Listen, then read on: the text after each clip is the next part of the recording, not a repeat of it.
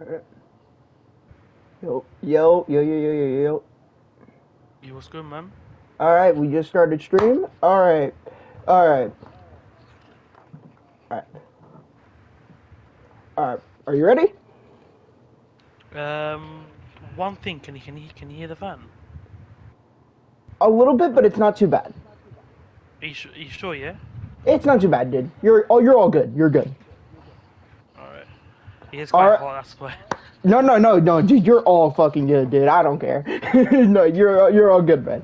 Alrighty, I yo, appreciate what that. is that? Okay, yo, what's up, everybody? Welcome back to the Mixing Ray podcast, where we talk about gotcha games, gotcha news, everything gotcha related content that we provide. Unfortunately, today my co-host Ray couldn't be here because she's going out with friends that she met in college, so we couldn't do that. But we have a very special guest today. We've been wanting to do this for a while now, and we finally be able to do it. You guys might have seen him in the chat. You guys might have seen him around during when I rated him. You know him, and you fucking love this man, Mr. Shoe Weefsicles. Yo, what is up, man? It's a pleasure to have you in this podcast. How are you doing today? Appreciate it, man. Welcome in, everyone. Appreciate you guys. I'm doing good. I'm doing good. Um, I'm looking forward to this podcast. Can't lie. Yeah, there's not much I can say to be honest. No, you're all good, bro. You're all good. You're all good. Every, you're good. You're all good, bro. All right. So today I'm just gonna be asking you some gotcha related questions, all that stuff like Mhm. that. Hey, if you guys don't know Shu, he is a very good friend of mine. I would probably say he's probably one of the OGs to my channel, to where he's been around since when I used to stream Tekken 8, as well as he's been kind of in the start of my PlayStation journey of Wuthering Waves as well. Yep. And he's a very good friend of mine, and I suggest you guys really good check him out. He's he's one of the most respected Genshin players that I actually do like to enjoy watching. I And appreciate that. Don't yeah. get that every time. Uh, uh, yeah, but all right. So without further ado, let's get started. I have a whole list of questions that I wanted to ask you. Hmm. I have a notepad. I made sure to do that. And by the way, chat, I'm sorry. This could have been out a lot earlier. I overslept, but we're here now, and let's get started on the question. So the first question I want to ask: what got you into gotcha games in the first place? That's the first question I want to ask.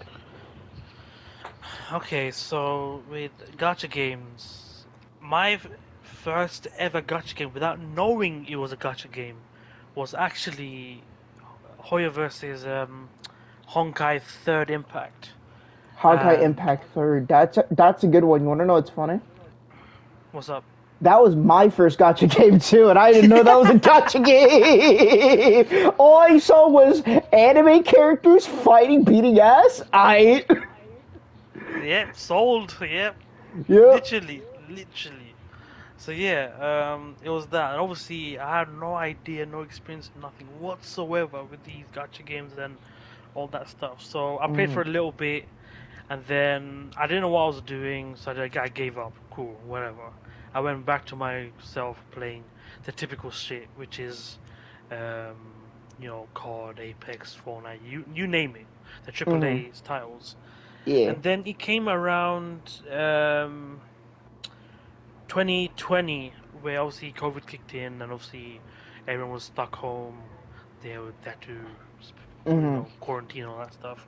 So obviously back then, Cold War was out, and I was playing that. And then one day, my internet was acting up so bad that I couldn't play online. I was so frustrated about it, but I was like, you know what? Let me like play something different. Let me try something different that requires either no internet or if not less internet. And then, funny enough, my brother was playing Genshin at the time, and I did mm. not know what Genshin was. I did not know whatsoever. And then I think he just came by and said, "Oh, what are you doing?" I'm like, "Oh, I'm not doing anything because I can't play online." Blah blah. Then he's like, "Oh, you should try this game. It's called Genshin Impact." I'm like, I told him, "Do you think I'm gonna like it?" And he told me, "You're someone who plays Zelda, who loves Zelda. You like anime. You like this and that, blah blah. Everything you're asking for in a game is literally your game." And I'm like, okay, that's a big thing to say because Mhm. I'm quite specific with what I want, all that stuff. So then I tried it. I tried Genshin. This is when it was like 1.2 of Genshin, and I think that's when Garni came out the first time. I'm not too sure, but yeah, I was playing it, and then I wasn't really too interested at the time, and then mainly because I didn't know what I was doing. Mainly, maybe that's why. But I wasn't really interested, so Yeah. then I kind of gave up on it for a little bit, and then a couple of weeks later, I came back to it again, and then this time I had my brother to help me to understand the game and blah blah all that stuff, and that's when my liking for Genshin started because he used characters like Diluc and Zhongli when we used to co-op. So he used to Mm. help me out, and that kind of gave me the motivation to play the game because I wanted to get those characters. But obviously, I didn't know at the time they were 5 stars, and that game requires you to wish and hope for the best, and we all know that doesn't go well. So yeah, so Gambling, yeah. yeah, so fast forward. So obviously I got into it. I was playing it. Started to really like it. I loved the story at the time. I loved the story, all that stuff. It was great. Fighting was great, blah blah. Everything I asked for, literally. Breath of the Wild, anime, hot ass girls. You can't go wrong. You know, Yeah, you can't absolutely. go I wrong. understand. I understand that completely, bruh. I understand that completely. Yeah. Yeah, so yeah, it was literally that. And then what when it really hit is when it was during 2021. 2021 was when it really hit for me for gacha games. So obviously I stream myself. I'm not the type of guy to put it out there, but I stream myself. So for the sake of like story and based on your question, I will bring it up. Um, so yeah, I used to do a lot of that because a lot of people didn't know what they were doing. So me as a person, I wanted to basically reflect my learning of the game to others, so then they can get a much better experience for the game. And I happened to come across someone who I was just passing by on Twitch, and we ended up being quite good friends now.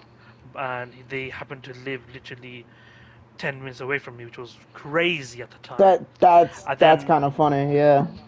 yeah, it was crazy. I was like, this is a small world we live in. Like, gee, No. but Yeah. yeah, and then Absolutely. after that, it just evolved to a whole new level. Where I came across this particular person. I won't say names, but I came across this particular person, and ever since then we've been spending time a lot on Genshin and playing together and all that stuff. Which was probably one of the most memorable thing in my life when it comes to Genshin. Hmm. And funny enough, and I've said this many times before, and I'm sure you know this as well, Mix, but Genshin played a huge role in my life at the time Hmm. because of the state that I was at the time.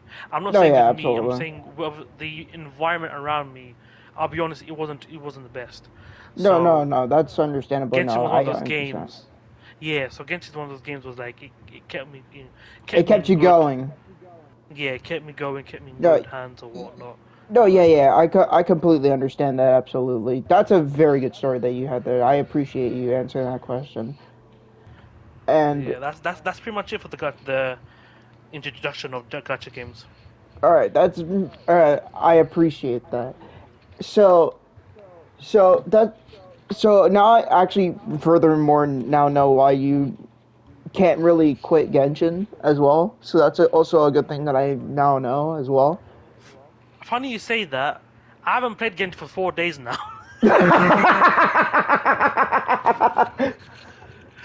I'll be serious. I've not played Genshin for four by the way, days. I want to by get the back way, to it. King, thank you so much for the 3 stream streak. No, so chat. Here's the thing, right? This is the fucking man that I've been keep on telling you guys.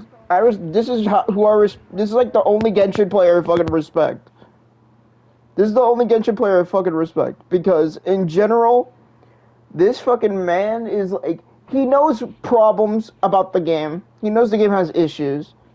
He doesn't fucking chill about it. You know, and he's always honest about his opinions, this is why I respect him. Damn straight. So I'm sorry, I didn't mean to cut you off. I just want to put it out there. If I see Genshin is shit, I will say it's shit. If I say it's good, I'll give credit when it's due. I'm not no, those people where like, oh, it's Hoyoverse, so they'll be fine. No, no, no, no, no. If I need to talk shit, I will talk shit. I will. no, no, But yeah, no, but no, absolutely, but yeah. for passion, not for negativity. No, no, no, absolutely. That's what we call constructive criticism, which in general all games should have. Mm. All right, so the next question is that okay, hold up, I'm trying to free my note. So the next question is, what really oh my god, sorry, my brain fucking turned off.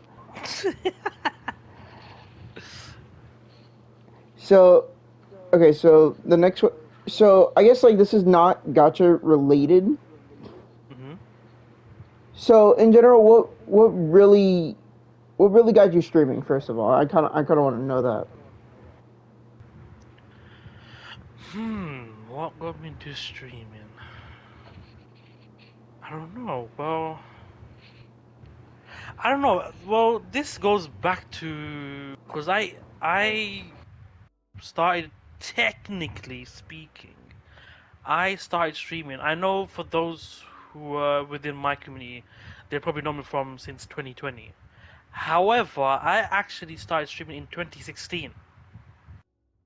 But my setup was absolute horse shit, where everything was freezing. My face looked like I was, there's no words to describe how awful it was. But I actually technically started then, and my first ever game I streamed was Legend of Zelda: Ocarina of Time. But the quality was so bad. I'm like, you know what? Forget this. I'm not gonna do this. But No, no, I still enjoyed absolutely. watching other people, and I think just watching other people and just interacting, and just having a good, just seeing them having a good time, chatting with yourselves and others Hmm. across the channel. I think just seeing that made me like, you know what? I want to do that myself. I want to build something of myself. I want to put myself out there to show that this is me. Like, this is the games I play because they represent me as a gamer, me as a person, and Hmm. if people want to mess with it, then they are more than welcome to join by, and hopefully make a big community out of it, and obviously we would expand. That was literally it. Like, we're just watching people, watching others, and there was this particular streamer who was playing, I think it was XCOM, if I'm not mistaken. I think it's XCOM, No, I know and which one you're talking about. Yeah. yeah. So this guy was playing XCOM, and I think I was one of his like quite his what's that word? I was always there basically whenever he streamed. I was always there. Mm. His And I think out dedicated of respect, viewers. yeah. You could say that. Yeah, more like a Okay. dedicated viewer. Yeah. Yeah. So I think he was like forging a team in the game, and basically he Mm. was doing this thing where he was naming his team after the people in his chat, Mhm. just so that it feels like his team, his people, blah blah blah. Yeah. And he put my name there, and obviously at that time I wasn't familiar with this Twitch streaming, this and that, blah blah. I was not familiar whatsoever. So when I first saw that, I felt like Mom, I made it. Like, I'm in someone else's fucking in-game team now. It's like I, shit. Like, I feel that, bro. Like low key, I feel that. yeah, like that's what it felt like. I'm like, you know what? I want to do that, man. Like these people inspired me to do that stuff. I'll be very honest, and yeah, that's just pretty much it. And I think obviously back then I only like played what I can at the time, but I was very limited based on the stuff that I had. And then until I've heard that I can stream straight through the console, that motivated me even more to get back on streaming and try to put out more stuff as well.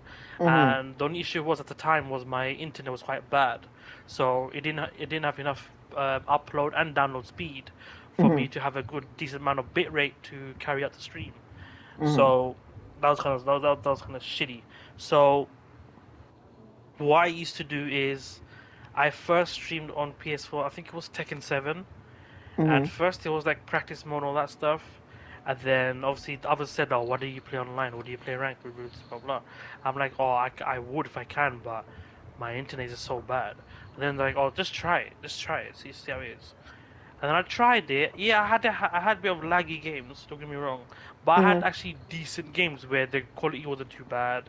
Everything was fine. They were able to see it. And I'm Yeah, thinking to yeah, myself, yeah. like, hang on a second, like, how much does it take for me to stream? And then I researched online. It said that you need a bare minimum of 10 megabytes per second upload. Mm. I'm like, okay, cool. I get like 10 times worse than that, but okay. Uh, yeah, like, legit. Like my internet at the time was absolute horseshit. I was so happy when you got a new router. I dedicated myself to do a video of me smashing that old router, and then I just smiled back at the camera. Yeah, fuck you, shitty Yeah, fuck you, internet. talk. Fucking Oh my piece of shit, god, man. that's hilarious. My first experiences, I think, was back in, I think it was back in middle school too. Mm. Is when, what's it called? It's when basically I started streaming. I think it was like back when I used to play on Xbox. Oh, Um, okay. especially when I first met you too. I was actually, you probably already know this. I used to stream Google on my phone too, which was fucking Yes. crazy. People called me a lunatic. I'm surprised you still have your phone. People would just tell me like, "How is your phone have not fucking exploded yet?" I'm like, I don't fucking know. This shit's a tank. If that phone was a person, that phone would fucking be pissed, hate you for life. For the amount of heat you gave that phone No, my playing first Wuthering Waves. yeah. So my first experiences was it was back in 2018. Mm. Back when I used to play a lot of Destiny 2, Rainbow Six Siege, all that stuff like Mm. that. I think this was back when Mixer was a thing too, which was kind of cringe. Mixer. Um, The only time I know Mixer was a ninja. no, because the thing is that Mixer was the only way to stream on Xbox at the time. Right. Okay. So what's it called? Xbox added to where you can stream on Twitch. Mhm. So, as not many of you know, I used to start as a Dead by Daylight / story game streamer at the time. I started off and then I was like already like at what 20 followers at the time, Oh and shit. then the time I got into Tekken, I was at around I guess I was at around like back in 2024. I was modding for one of my friends. Shout out to my boy QB. Um, Yeah, we don't QB. yeah, shout out to my boy QB. Basically, I was able to meet Fredo. I was able to meet other people as well, and as well as you as well. And that's how I'm basically here today. And then back in 2023, that's when that's technically when Honkai Star Rail came out. Yep. And I said, you know what? Why not fucking stream it? You know? Mm. And then I found out I could record to my phone. And I was like, all right, bet. And then at the time I actually used to teach Fredo how to like build characters or teach friends how to build characters, what they should be doing with team building, all that stuff. We all know some of you already know how that went. After that, the game went fucking down the shitter. But that's when Wuthering Waves came out in 2024. And that's how I'm kind of here today, too, 2 years later. That's some good shit, man. But yeah, Star Rail. Oh, I'm so disappointed in that dog shit game. Yeah, It was going absolutely. so well at the start. It was going so well. Like, It was you it know, was going good. I think it was right towards Penacony. I think 2.5 is where I dropped it. me personally, I liked Penacony, like the way it looked, and No, because I I liked the thought whole Tom and Jerry-esque, cartoony era, all that stuff. I kind of like that stuff. no, I liked And it. I thought Penacony was fucking peak. That Sunday fight, mwah, chef's kiss. yeah, yeah, yeah. But But the issue, me but personally, sorry, no, sorry, sorry. my bad, my bad. No, you're good. Me and Ray do the exact same shit. So you fit perfectly in here, bro. Don't worry about it. No, so the problem is that the thing is, right? There's a certain thing, and I think Wuthering Waves does this very well. And I fucking glaze this game to the day I die because it fucking deserves it. All right. So, but here's the thing, right? Star Rail has a very bad problem of they're telling us but not showing. As I like to call it, show not tell.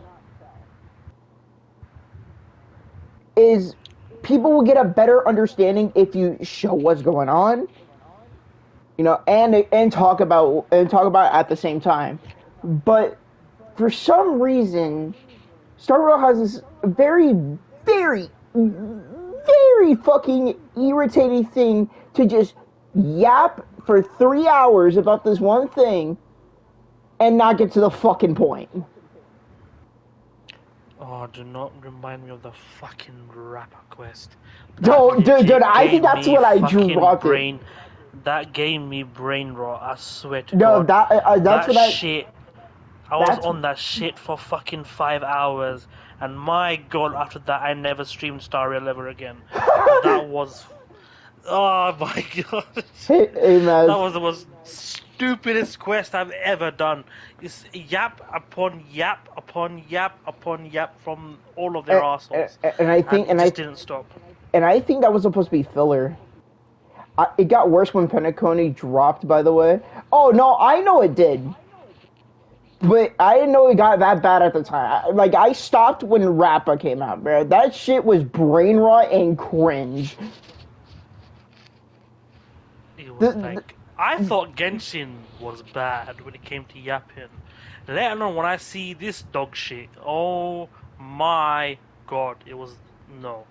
You just can't get anything worse than that. The thing is, I was glad that Wuwa came out at the time. Because this is technically the one gacha game that I've been playing for, I'm not even capping you, 2 years plus straight. And it started when Star Rail, when it became a year. It was a year and a half. I stopped. Then when Wuwa came out, of course, did it have the best launch date? No. Everyone knows the launch date was bad. But in general, right, is that I stuck to it because first of all, I because the thing is that it was urban. It was urban fantasy. All that stuff. I like my action style games a lot. And of course, it fit that narrative for me. But after towards version 1.1, the game's voice direction got a lot better. It got a lot better. The dialogue was fucking fantastic. And the quality of the story was very, very good after one update. Which was very, very good. Rappa's story was actually pretty good. Her story is fucked up. Brother, that shit felt like I was on drugs. Who said that? I have a one-to-one conversation with you. No, okay. We all have our own opinions. Let my boy over here have his own opinion. No, of course. Yeah, we Despite all have my bullshit. No, yeah, absolutely. All right. We got a little off topic, but that's completely fine. But this is a gotcha podcast. We love talking about gotcha games, even though we get off topic. Indeed. All right. Sorry, So I didn't mean that to your viewer. no. Don't worry. I don't think he has no ill will towards it. So you're good. You're good. You're good. Okay. All right. So, okay. Next question. This is WoWo related. Mm-hmm. So, when did you start playing Wuthering Waves? Shit, I don't remember that. Oh, it's a good one. I'm very sure I played it when it came out. I'm very sure because I do remember seeing the usual thing that every gacha games have when you start the game. Literally when it's released, that they have this some sort of like reward system for having to pre-register and all that stuff. I Yeah, know for sure I played it like which very early. honestly, WoWo had a really good pre-registration rewards as well. Yeah. So I definitely remember that. So Mm. I did play when it came out. Unfortunately, I wasn't too hooked on it only because not just Genshin, and not just other gacha games in general. I was playing other games in general. Mm. So I couldn't find The time much to time play to it. bring too much focus on Wuthering Waves. Yeah. Now, later in time, I eventually did give a lot of time into Wuthering Waves, where I was pretty much religious with that game for about a good maybe 1 or 2 weeks. Mm. And obviously, what helps even more is the fact that there's a skip button. Whereas, it will The say, infamous skip button, yes, sir.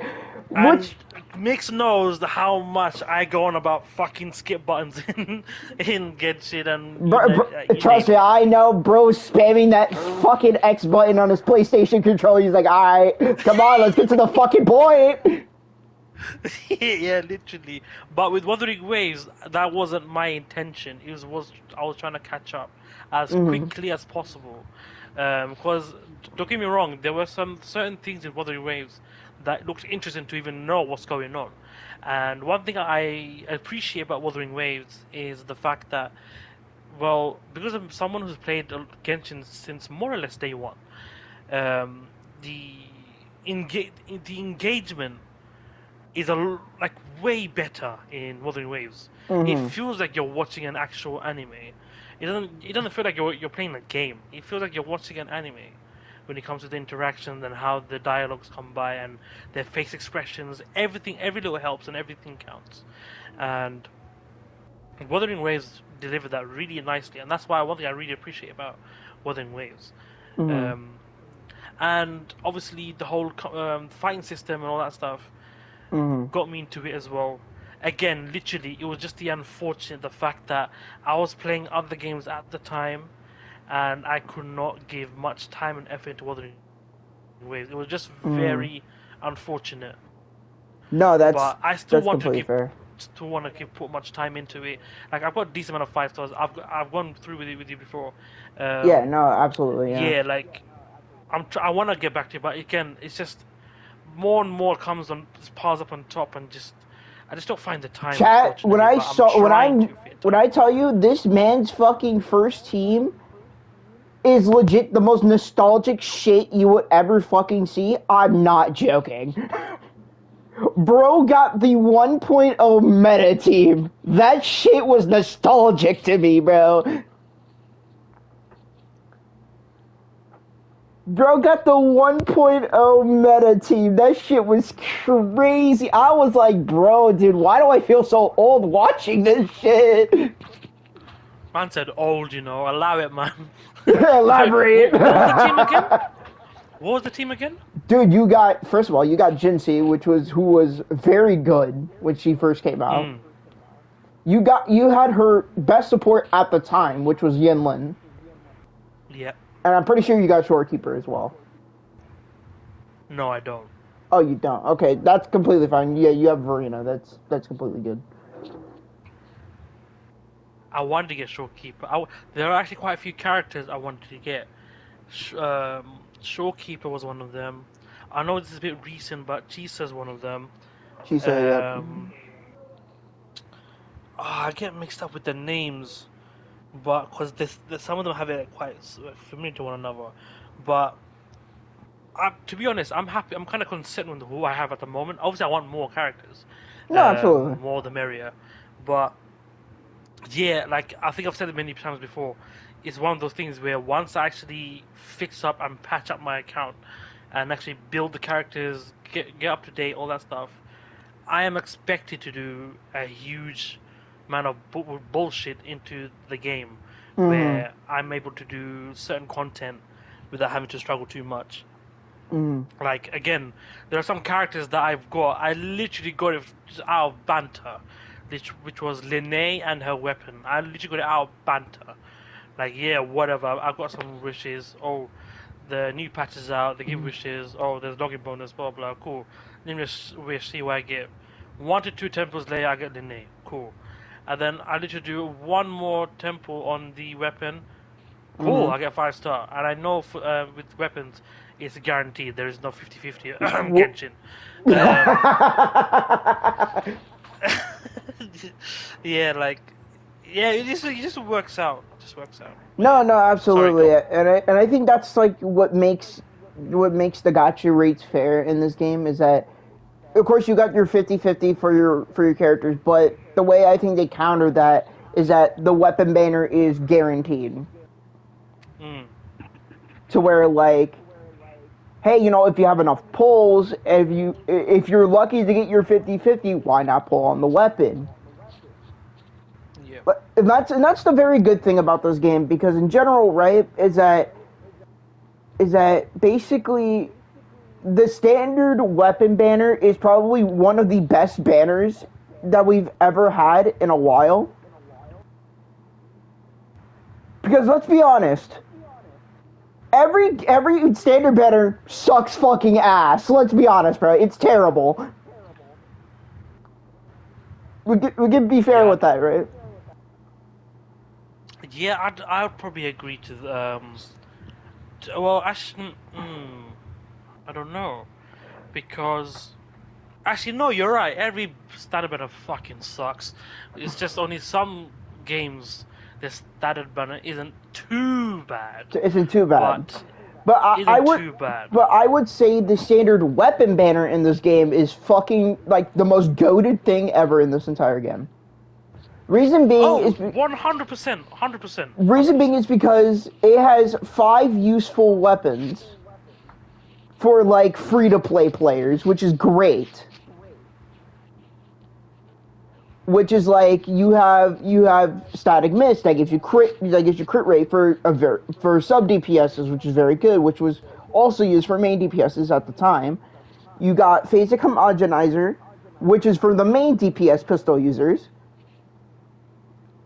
You also got EOG, probably one of the best like secondary options for main DPSs for sword users.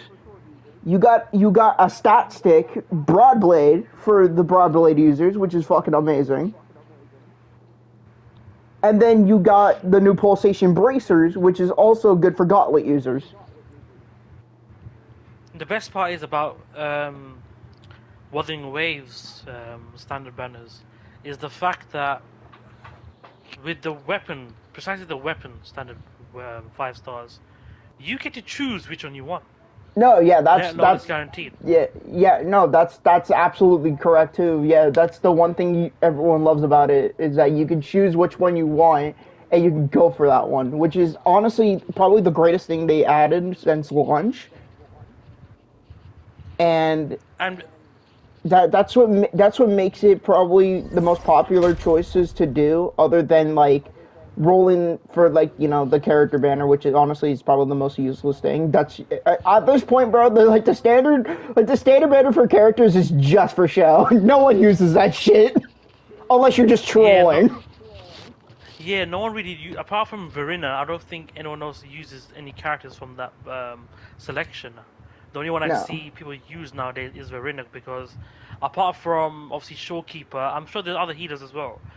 But Hmm. if you want like a free to play, a like 5-star you want now kind of thing, Verena is your girl in terms of you need a healer now, whereas you have to wait for certain amount of days, months, whatever, for a limited character who's a healer, and I'm very sure would offer more than what Verena can offer. But obviously, someone that's 5-star has very decent healing. Verena's your one, No, and that's absolutely, yeah. yeah.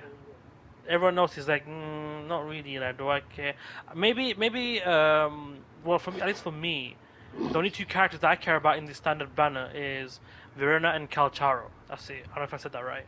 No, you said it correctly. Kaltaro, yeah. Okay. Yeah, and my reason I like Calcharo because the Japanese voice actor for Calcharo is Is also Sephiroth. Sephiroth. Yeah, Yeah. and I like Final Fantasy VII, so Who doesn't Sephiroth like is Final is Fantasy goated. 7? Loki, bro. Yeah, literally. I can't wait for the third one, but I haven't played Rebirth yet, so No, I haven't played Rebirth catching up to yet do. either. I haven't played Rebirth yet either. I have to catch up on that too. Hmm. So, But yeah, yeah. Sorry. no, you're good. No. Like I said, bro, I'm glad you're here. So that way we can talk about like new things as well. Since Hmm. I want you to be part of this conversation as well. So No, appreciate let's. that. So I really want to talk about. I guess. I guess. What do you have you been keeping up to date with the new WoW updates or no? I'll be very honest. I have not been Mm. up like that, like up to date. But I do know what's going on. Okay. Like obviously, I've seen the whole Cyberpunk So collab. The yeah. character came in for Well, free, well, and obviously, well, the good part is that if I remember correctly, is that you can still claim the character after mm, like I think I think it turns like a certain update, I believe. But I could be wrong. But at the same time, it's like it's Rebecca's probably, let's be honest, probably the second, probably legit at this point, probably the best sub DPS at the time at this time. They mailed her to you? Okay, yeah. So yeah, I guess once you sign in, Shu, yeah, you can go ahead and claim her if she's in the oh, mail. oh yeah, I'll probably definitely do that then. If not, Well, I'll probably do that by tonight. yeah. So honestly, she's probably like she is dead ass. Like I'm not even joking. Probably the best sub DPS for heavy attackers. Damn. So you can use her with Gion if you want. Yeah, I like the sound of that. Let's go. If I'm not mistaken, I think she gives more heavy attack than Mortefi, who's also very good at his job as as for free to Huh? play. Yo! And she, that's true. Let's see. So, am I? Oh wait, yeah, my dumbass. Hold up. If I remember correctly, she gives around her outro skill incoming. Don't. Okay, yada. Okay, yeah. So she gives around like up to what's it called? So when she gives Edge Runner like what's it called, bond stacks, she can give up to like 35% heavy attack amp. Ooh, okay. But that's also by herself too. That's like if she's by herself as well, which is still good. That's cracked. Yeah. Yeah, so she is very good for heavy attack amplifiers. She's a very good heavy attacker. And also she works well with static mist. And also you don't have to work on like what's it called? You don't have to work on the new Edge Runners boss. You can literally just slap her on Moonlit Clouds and she works fucking fantastic. See, that's what I like about Wuthering Waves. There's a lot of like F2P friendly options for No, these yeah, characters. no, absolutely. And I'm pretty sure all of us can agree, even chat, that this game is legit probably the most the most free to play friendly game, gotcha game actually, in the market at this very moment. And what I've been seeing too is that I've been scrolling through Twitter. I know it's very cursed, but hey, that's where I get most of my information. Is that the new player experience is fucking cracked right now. Like, when I mean cracked, I mean very, very cracked. Like, first of all, the new Voyage, 7-day login, you get a Varina in your third day. Damn. They flat out just give you a fucking Varina. And the other new Voyage is where they give you the character selector, so you can get her at S1, because I'm gonna be honest, bro. Unless you're trying to troll and fucking get all the characters, bro, I'm gonna be honest, you're like your best bet. And honestly, S2 Varina is dead ass just having a shorekeeper. Trust me, because I have S2 Varina. Right. Okay. And basically, her S2 is fucking nutty. Like, that shit is crazy. So, actually, if I remember correctly, let me go to this little JIT real quick. The experiment begins. Hopefully. So, S2 Verena, if I'm not mistaken, her resonant skill basically gives her 10 more concerto energy, which basically makes her rotations a lot faster. Oh, nice. Okay. Yeah, so basically you slap her on with like what? A variation which is honestly probably one of the best 4-star weapons in the entire fucking game. Need something? What's it called? And she's literally, and I say this for every new player, bro. Save your stuff, and I'ma be dead ass. Legit, one of the reruns that are out at this very moment are Lene, again for some reason. I have no clue why. They decided to rerun her twice in the 3.x patches. What's it called? Then they got Luke Herson, or as I like to call it, or as I call my goat, Nuke Herson, because goddamn, bro's broken. And honestly, also the reason is because bro is legit probably the most free-to-play DPS in the entire game. Literally, one of the standard banner weapons is literally works just for him, which is the Pulsation Bracers, which increases his basic attack while you inflict Toon Strain. And what does he does? Toon Strain. So you literally slap him on a Sonwa for the basic attack game and a Varina, bro, you're literally set. You can just delete everything in the game. But what I love about the new player experience at this very moment too is that basically on day 7 they can pick up the 1.0 standard banner 5-star weapons, which used to be you had to reach UL 45. Damn. Which right now, UL 40 is basically another 5-star weapon box that you can get. So in general, they're giving free-to-play players 2 free 5-star weapons.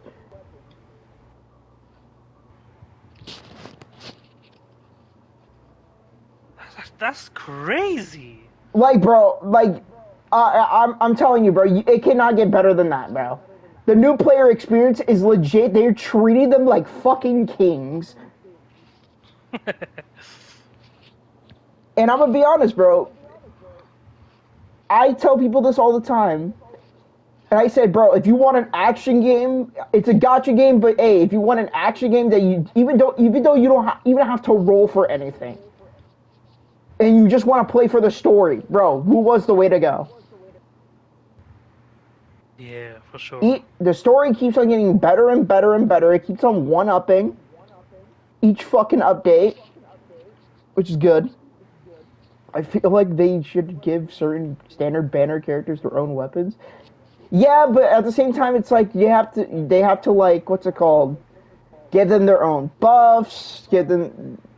It's kind of gonna be like a whole different thing, and I think it's gonna take too much time. But that's just my opinion. But we'll have to see in the foreseeable future.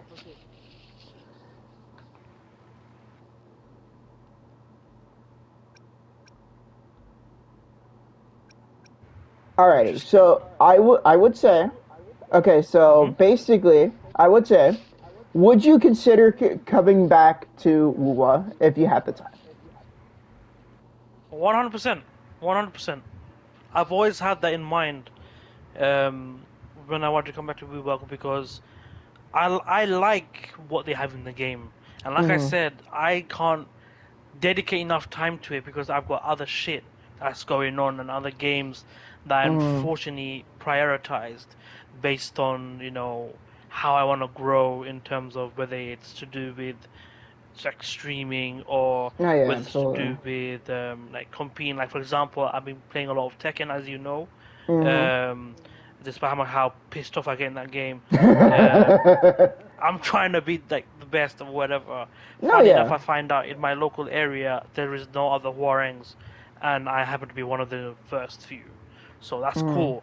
And I'm trying to like get better, and and I think these things like that holds me back. But once I have the time, and I know I will because I have done it before, because there's one period of time where I got nothing going on in terms of streaming or whatever we're going to call it. So I'm like, you know what? This is the perfect time for me to somewhat, come back to Wuthering Waves and actually really fix my shit in that game. Because it's not like I don't know what I'm doing. I know what I'm doing. It's just the fact that I can't find time. That's the thing. Absolutely. So, and based on what you've seen on my account, you've seen my builds are actually okay. Not obviously it's the most optimal set for these characters, but by looking at the crit values and everything else, you know that I know my shit when it comes to building characters. Oh yeah, absolutely. So you know, like, okay, at least I know how to build my shit. Unlike some people with 1 million energy recharge, I won't say names, but But anyway, like I know what I'm doing. I know what I want to do. Again, it's just a matter of finding time. And once I do, you will see it. Like you will see, like, okay, yeah, bro has time. Bro is on it. He's cooking. Bro is locked in. Locked in like a motherfucker. Like I'm there. I'm there, bro. 1 second at a time, but 100%. Yeah, to answer your question, 100%, I would come back to Wuthering Waves. 100%. Okay, so my next question I really want to ask is that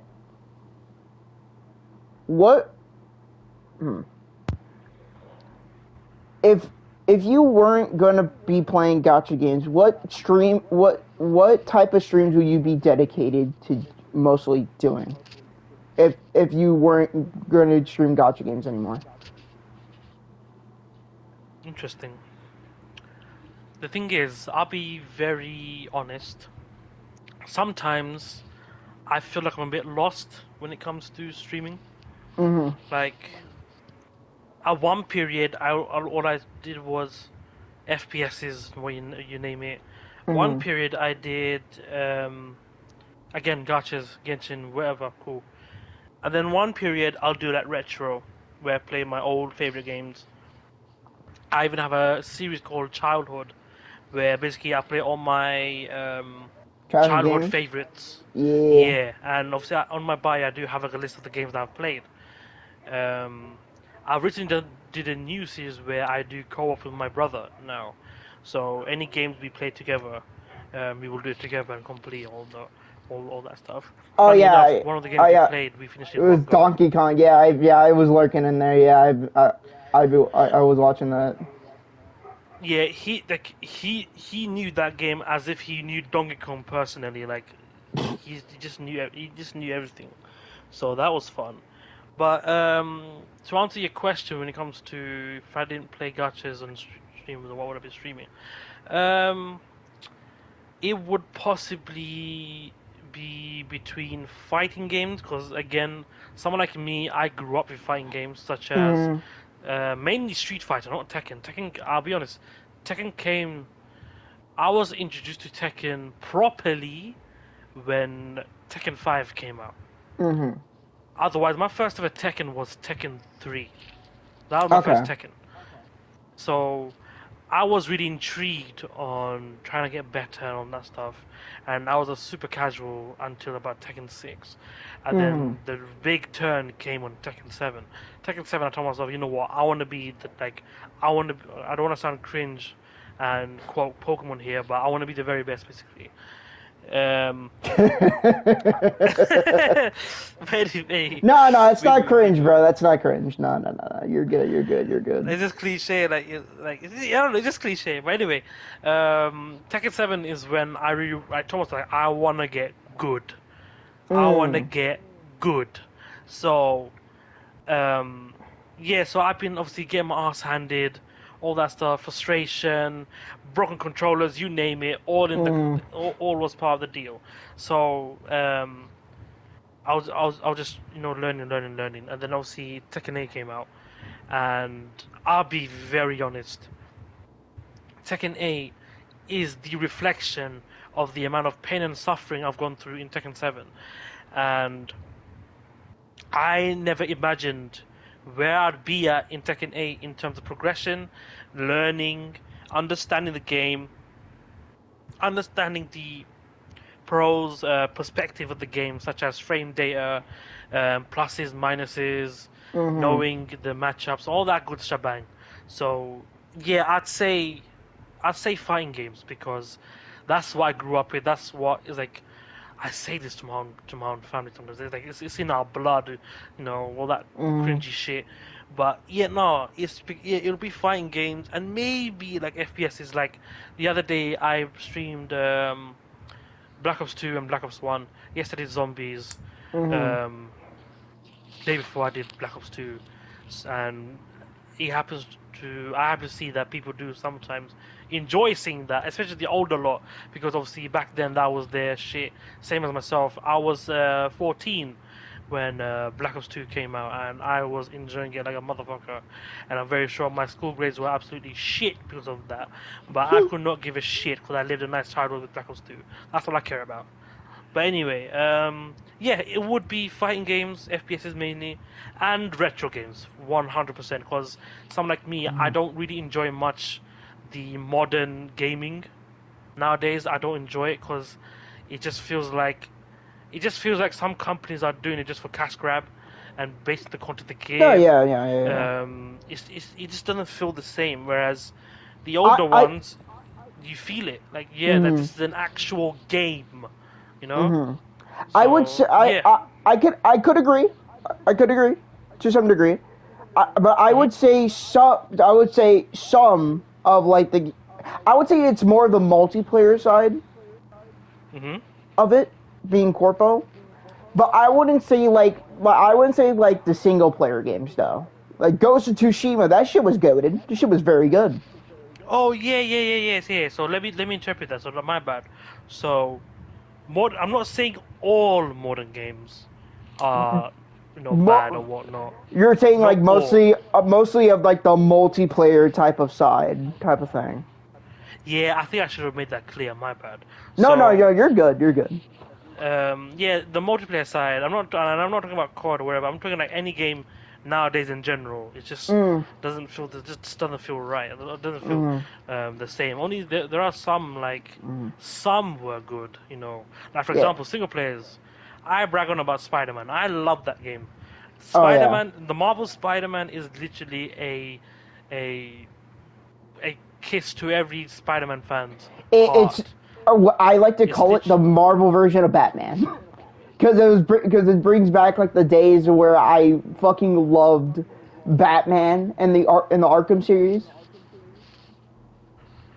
You know, yeah, 100%. Yeah, Arkham yeah. Asylum, Arkham City, Arkham Knight. Yeah, literally. So for DC, the big boy, superhero game is Batman. Mhm. For Marvel, it's Spider-Man at this point. No, So, yeah, absolutely. and the reason why that game blew up so much is because every other Spider-Man game after Spider-Man 2, yeah, they were okay, they were cool, but it didn't just hit the same the way Spider-Man 2 did. And I can guarantee Mm. you, most people have said Spider-Man 2 was, if not the best Spider-Man game ever to release, ever. Now, I know some people would not agree to that, and that's fine. Everyone has their own opinions. I know some people Mm. like Web of Shadows, Edge of Time, some other titles or whatnot. But when Marvel's Spider-Man came out, it was literally a love letter to all those fans because they wanted the swinging system to be similar, if not identical, to the Spider-Man 2 game. And funny enough, there is a video about it that the guys from Insomniac had gone to the person from Treyarch at the time. If you guys didn't know, Spider-Man 2 was created by Activision and Treyarch. Um, they went to the guy who invented that system, and hearing him what he has to say about his own system, they took that on board onto Marvel Spider-Man, and they literally remastered that mechanic, and it was absolutely amazing. It was Mm. amazing. I loved it. Like I could spend hours and hours swinging, not even care about what I need to do. If there's like a robbery going on, I could not give a shit. I am swinging for hours and hours. I could not give a shit. I don't give a. Steal what you Oh, want. someone's getting robbed? Oh, fuck that. I'm swinging, motherfucker. Yeah, literally, I am swinging. Don't disturb me, bro. Otherwise, yeah, don't disturb me. I Yeah. am swinging. But yeah, yeah. Honestly, though, Insomniac's Wolverine looks very, very good. Oh my days. I love the fact that it's very gritty and like It's very gory. comic-like. It's very comic-like Yeah. because the Wolverine you see nowadays is very, what do you call it? A bit friendly, if you wanna call it. But if you really see the comics and the real side of Wolverine, he is an absolute fucking killer. He's a menace. He rips. He will tear you apart in the comics, Mhm. but in the normal shows, or what you want to call it, he'll just punch you, knock you out. Like, yeah, take that, kid. Like, that's the bullshit you see from Wolverine. Obviously, you see Deadpool 2 is a lot more 18 plus side of Wolverine, No, but absolutely. this game, with the way they made it to very gritty, bloody, gory, like you name it, all the gruesome shit. It's more he's like gonna in be the doing comics. It's more gonna be a Yeah, little more of the exactly. comic book And Wolverine, yeah. I think people will love that because everyone is so dedicated to, but I should have gone through the way the comics is. You know how movies critics, they see a certain movie based on a comic or based on a game or whatever, and then they Yeah. don't do a certain thing that's in the game. They're like, oh, but if in the game it was like this, but you did it that way, like shouldn't have done it. Like, you know what I'm saying? So. Mhm. I think they kind of want to avoid that and actually put in that work to make it as comic accurate as possible. And I believe they will do that because, at the end of the day, the same people that made Spider-Man is the same people that is doing Wolverine. And Mhm. if they did really well with Spider-Man, they're gonna do well with Wolverine. X-Men Origins Wolverine, yeah, that was a good game. I remember playing that on the PS2. That was a good game. I think that game was underrated. I don't know much people Mhm. have played it. I'm very sure. I've not really heard much about it, but that game is underrated for sure. And I hope they give that kind of that kind of feeling again, but with a lot more, you know, gory, gritty, whatever you wanna call it, and Yeah. obviously with a good story. So I'm looking forward to it. I'm looking forward to that too. Yeah. Yeah. Oh my god, bro. That is like Yeah. So, anyways, um, okay, so I would say, okay, so next question, and Hmm. I've been wanting to ask you this. Oh So boy. my next question is gacha related. Yeah. Do you think, and I want you to be brutally honest, Hmm.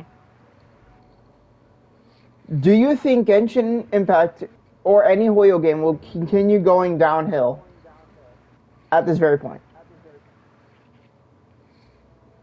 Wait. So, are you saying will Genshin ever go downhill? Is that what you're saying? What I'm asking is that do you think that Hoyoverse as a whole, Hmm. for Hmm. like any game, Genshin Impact, Honkai Star Rails, Endless Zone Oh Zero, yeah. Hmm. will continue kind of? I won't say. How can I say? I guess I would just say more of Genshin of the Genshin side.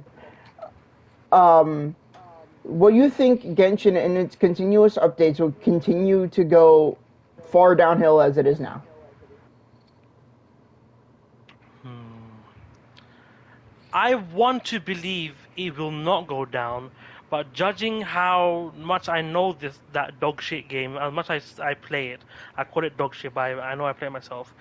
Um, I have a feeling because I think I don't mix with the community in Genshin. I really Mm, don't.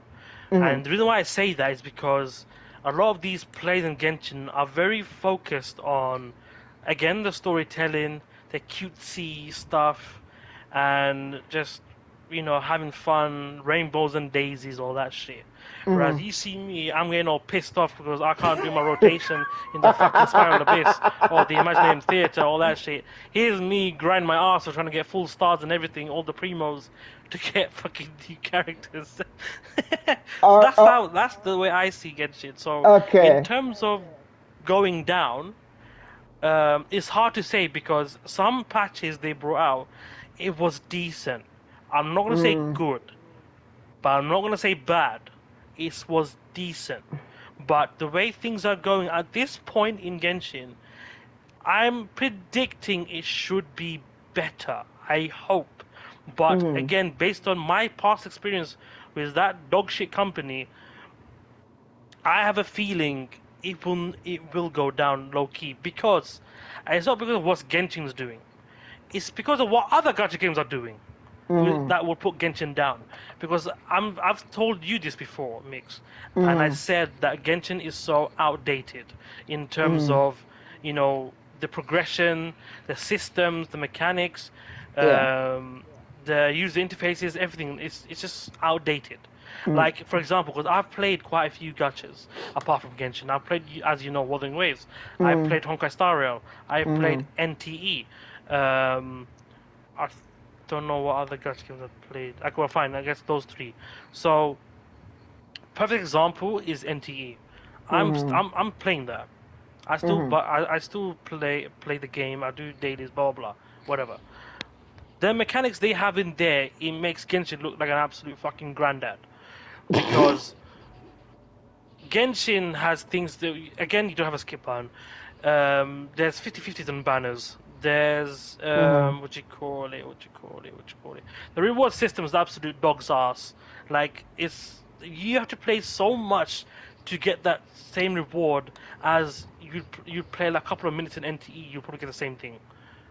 Now, would you rather spend a couple of minutes to get the same reward or play hours and hours to get the same reward?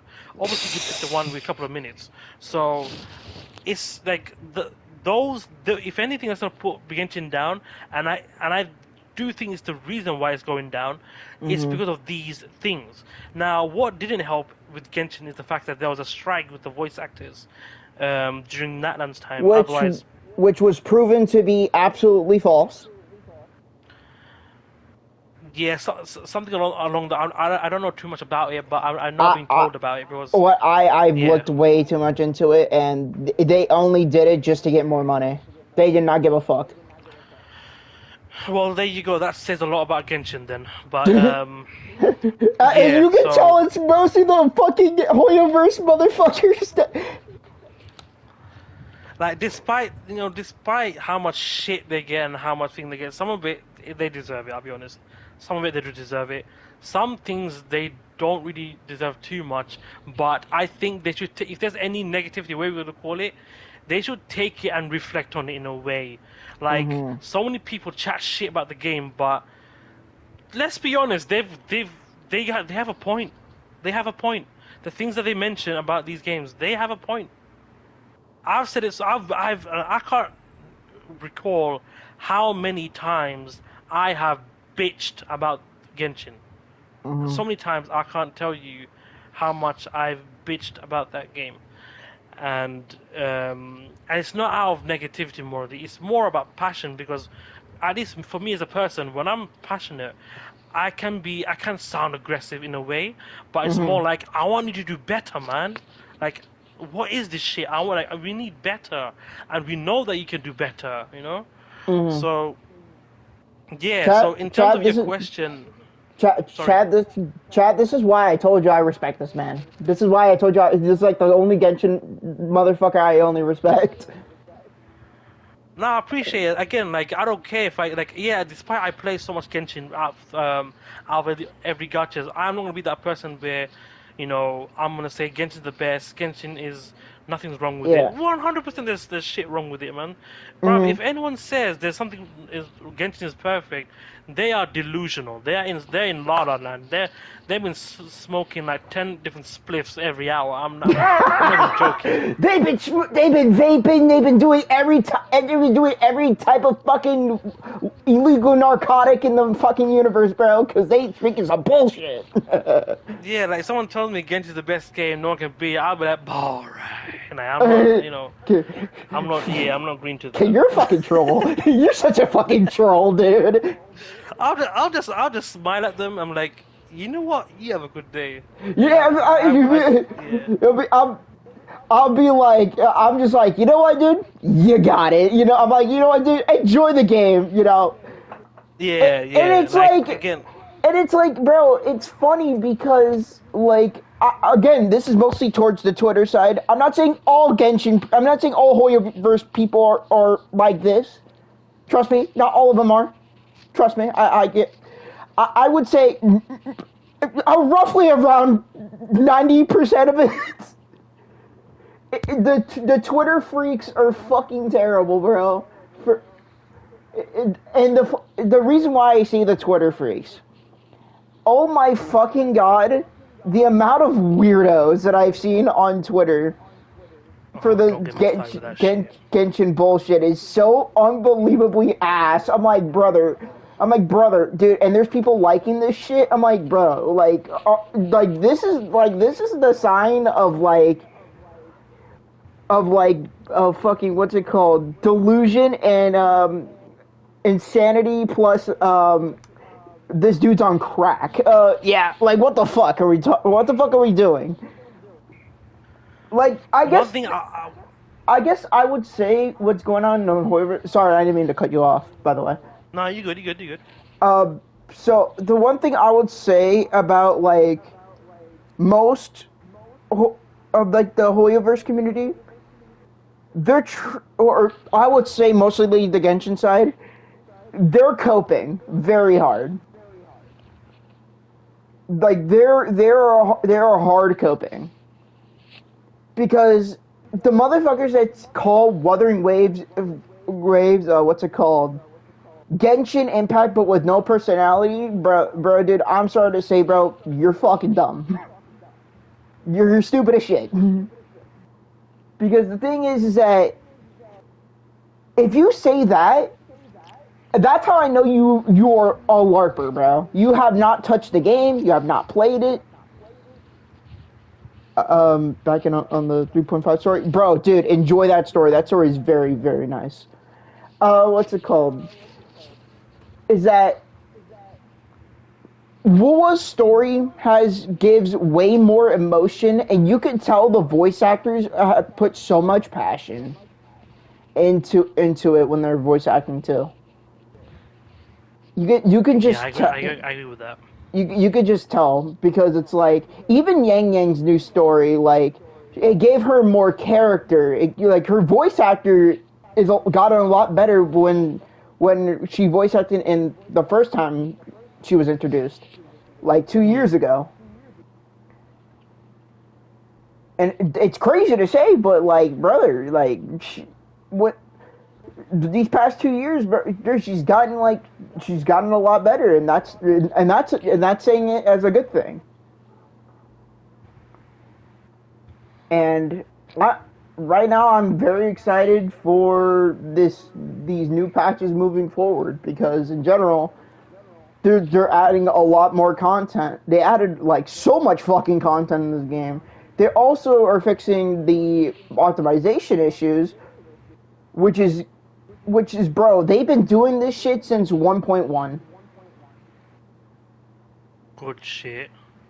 That's all I want to hear, man. Like, that's what we love to hear in most games like this. Fixing optimization. And good thing for PC is that they're lowering the gigabyte usage as well. Oh, great. Okay, I need that. Yeah, so, which is very good, honestly. And the thing is that I'm glad that Kuro is, like, also focusing on the mobile side, because they know that's what most of their... Because, let's be honest, most of these gacha games, people are going to play on their phone. Let's be honest. Yes. And the thing... Trust me, because I was one of them. No, but in general too is that I can even see it, because sometimes when I'm lazy, I don't want to get my PS5. I'm on my phone. I'm doing my dailies, all that shit. Yep. And bro, I can just feel like the difference in it. It's a lot smoother. It's a lot like it's so much easier to do shit, and like, bro, dude, they're listening. They've always been listening, and it's like, bro, like, holy shit, this is probably the best gacha company to ever release. And it's funny because they've only made, technically, one game, which is Punishing Gray Raven. If none of you don't know, that's another gacha game that Kuro Games made, which actually, funny enough, they're putting out ads for that too, which is hilarious. Oh, okay. They do have a PC port. But it was mainly a mobile game at first. This is when the DMC5. This is when they're the ones that had the DMC5 collab, which was honestly, my opinion, fucking peak. That shit was honestly gas. She was so cool. But also they have like one of like the funniest things is that there was a character that came out, I think, a couple years ago that's still meta till today. Wait, who's that? Alpha, Crimson Weave. Basically, as people used to call her, Virgil's daughter. Oh shit, okay. That's why most people compared Hiyuki, our Ice Queen. Yes, sir. And they compared her to Miyabi and Crimson Weave from Punishing Gray Raven.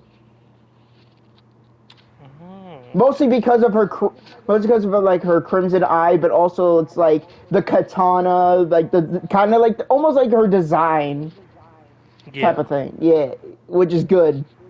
And what's very good is that after, and this was after the second anniversary came out, Wu, I think, decided, fuck it, let's go advertise our shit. Because I'm not even kidding. Sometimes every YouTube video I click, bro, I'm getting a Wuthering Waves ad. I'm like, brother, I've been playing your game for 2+ years, bro. I don't need this shit. But it's a good thing, because it gives more people to be like, oh, yo, it's an anime game. Oh, shit, it looks cool. It has a 4.5 on the Google Play Store. It has a 4.6 on the Apple Play Store. Bro, it just released on Xbox. Yeah, that's huge. Like, the game is so good to where 2.0 came out on PS5, on January, a few months after release, a year later, we're getting an Xbox port, which is fucking massive. Because that means we're getting a lot new players, a lot new rovers that are going to join the community. And it's a great thing. Because the more times you put it out there, the more players you're going to get. And I'm going to say this to you right now. For those of you who may or may not watching, fuck you, Twitter. Fuck you, motherfuckers, for fucking comparing revenue to what makes a good game. More money does not equal good game, okay? I'm speaking to the motherfucker I saw on Twitter once, okay? Because a motherfucker on Twitter laughed at the fact that Wuthering Waves is like on the bottom of like HSR and Genshin. I'm like, brother, do you realize people that these motherfuckers are delusional and they're just haters? Let me put one thing as well. I did see a video recently regarding statistics for that, and again, I play Genshin, as you know, but every other gacha games have had minus revenue, apart from one gacha game, and that happens to be Wuthering Waves. So they can't really say that. If they really see the statistics, at least the latest ones, the only gacha game that's on the green is Wuthering Waves. Because the thing is that I would say the one thing that really bumped its revenue in 3.4 was, of course, the Cyberpunk collab. Let's be honest, because that collab was fucking huge, and it was announced legit last year. And I know. Anticipated. Absolutely. It was announced during the first year anniversary of the game, which back in 2025, which was crazy to me. And I think I remember it was what's it called, in the back of my mind, and then I was like, wait a minute. I remember I was like, fuck, dude, the December Code's coming out soon. And then next thing you know, of course, we got it here, and bro, dude, and the thing is that's good about it is that it was also written by the Edge Runners creator. And that's what made it good, because the thing is that it gave, because I don't know because you've seen Edge Runners, right? So say again? Because you've seen Cyberpunk Edge Runners, right, or no? No, I have not. No. I consider watching it. Okay, I mean, I'll be honest. I don't really watch shows like that as I used to. Mainly because I get so tired from work and stuff, and also in the weekends I've got shit. I'm gonna be honest, bro. Trust me, the show is like 10 episodes. It's like 10 episodes long. Okay.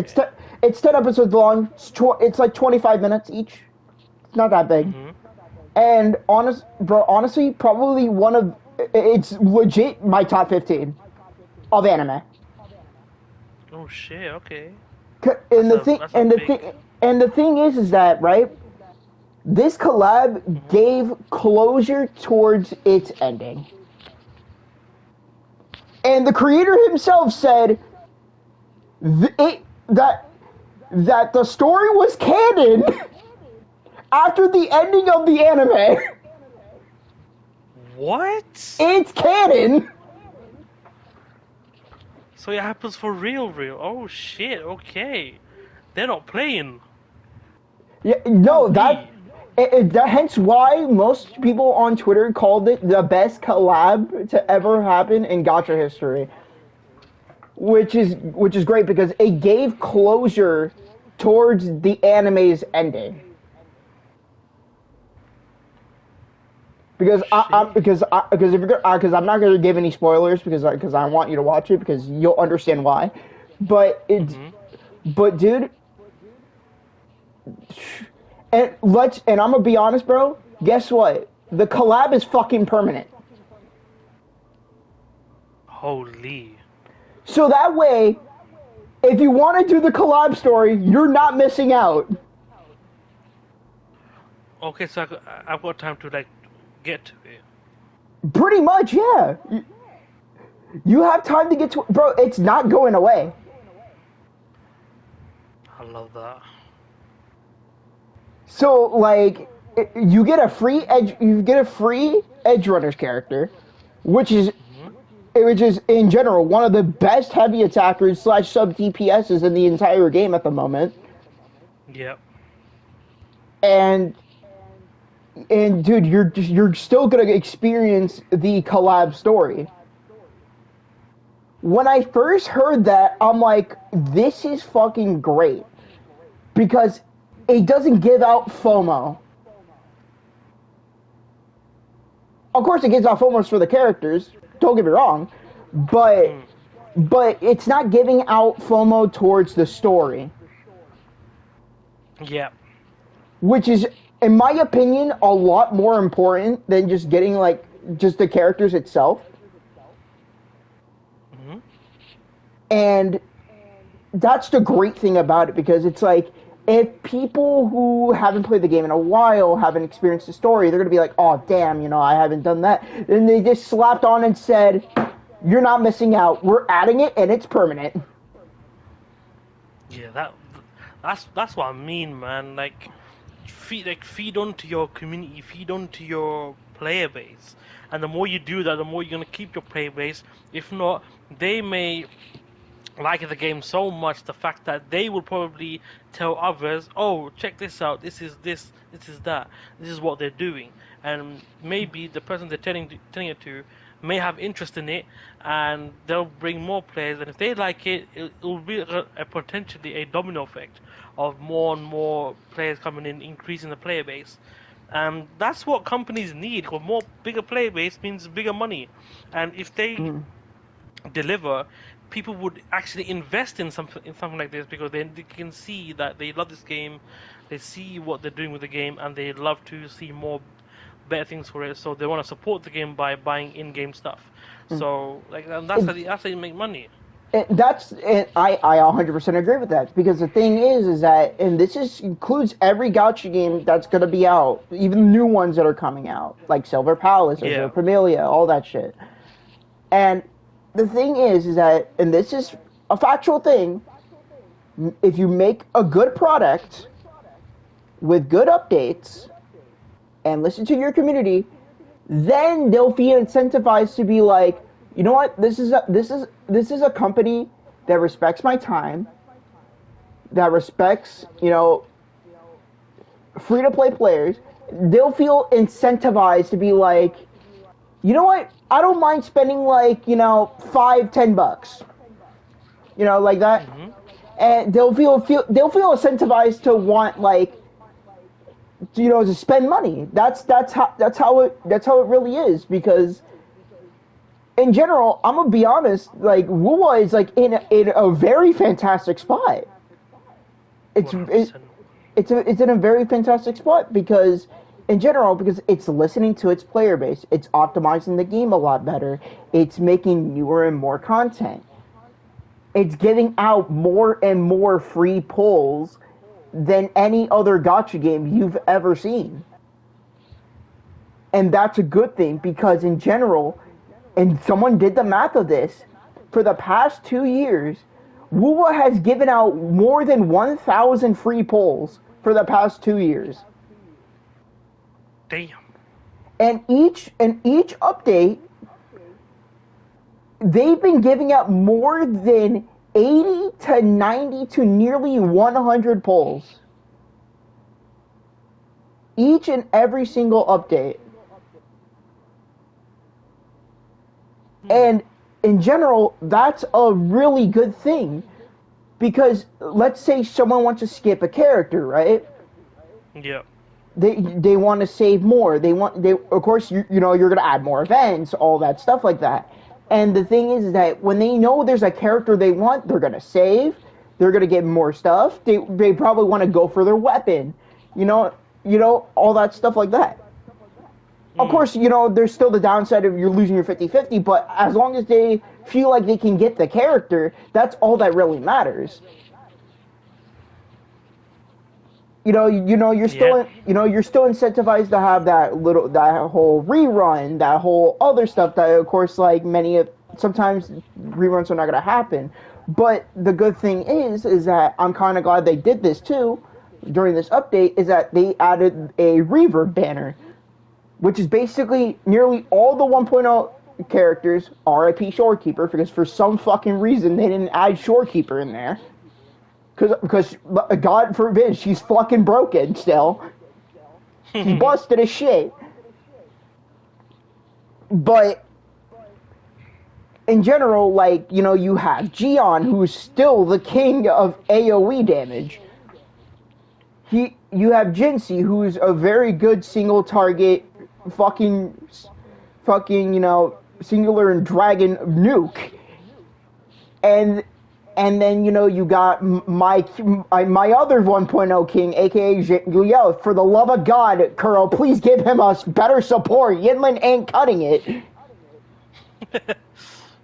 But, dude, like, you can tell my voice, I'm very passionate, because this is a game that really respects my time.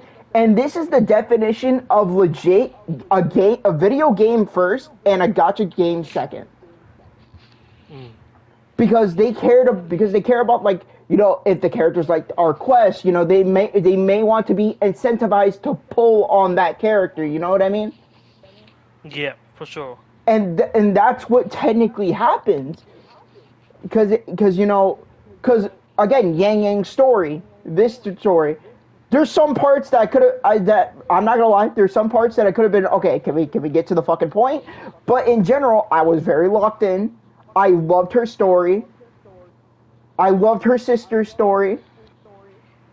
I loved everything about it, because in general, they care about the quality of their game and their patches. They want to make sure to deliver a good patch with good story, good character development. They want to give more excitement in general, and they're I don't know if you know this, Shu. They're adding their first ever playable Sentinel into the game. Damn. They're cooking. The fuck? This company cooks. And I know you can agree with this. The Wuthering Waves hate is so forced. I think this is just so butthurt, the fact that their own company, or their own game that they funding or whatever, they're not really pushing that agenda where, if they're doing it, we should do it, all that stuff. Because I know most games do that nowadays. But again, like I said, how outdated, and I'm going to push towards Genshin, because I do say many times that it's how outdated it is and all that stuff. And it's just that people, like you said, they cope and all that stuff, and they just don't want to, they don't want to be open-minded about, what, they're actually cooking. Maybe Hoyoverse needs to reconsider how they do their things for the next patches, and maybe get a bit of inspiration from other gachas and apply to their own game. That's literally it. That's the mindset that I think most people in the gacha community really need. Is that they need that kind of mindset to really just be like, okay, this game's doing this. Maybe the game I'm playing should do the exact same thing. Yeah. Focus on more of the quality, more of the thing. Because literally, Hoyoverse, Genshin just said, fuck you to the mobile players. Like, bro, they're not optimizing their own fucking game, which is, like, let's be honest, bro, that makes you a fucking clown. Because that's literally 90% of your fucking player base. Because I'm pretty sure everyone in chat can also agree that 90% of each player base of gacha gamers are mobile players. Yep. And if you don't optimize mobile optimize mobile and treat them with the same way that they're treating like people who have PlayStations, people who have PCs, they're gonna be like, okay, my phone can't handle it, so what's the point of me playing? And they're just gonna fucking leave. Yep. And that's how it is. Because the thing is, these companies don't. Because I'm saying some companies, not all of them, in the mobile side, know that some people can't really afford, a PlayStation 5, a PC, all that stuff like that. So that's why I fucking hats off to fucking Kuro for fucking putting more optimization towards the mobile player base, which is a very good thing, because then that means more time to optimize, not make your phone go overheated, that type of thing. So that way they can go ahead and keep playing and have more fun with the game. And that's the great thing about some companies that do that. Yep.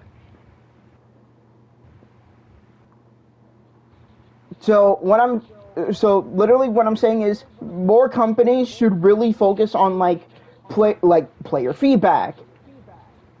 Because for God for fucking bid, actually, what am I saying? God for fucking bid. Literally, they made Sandrone fucking trash.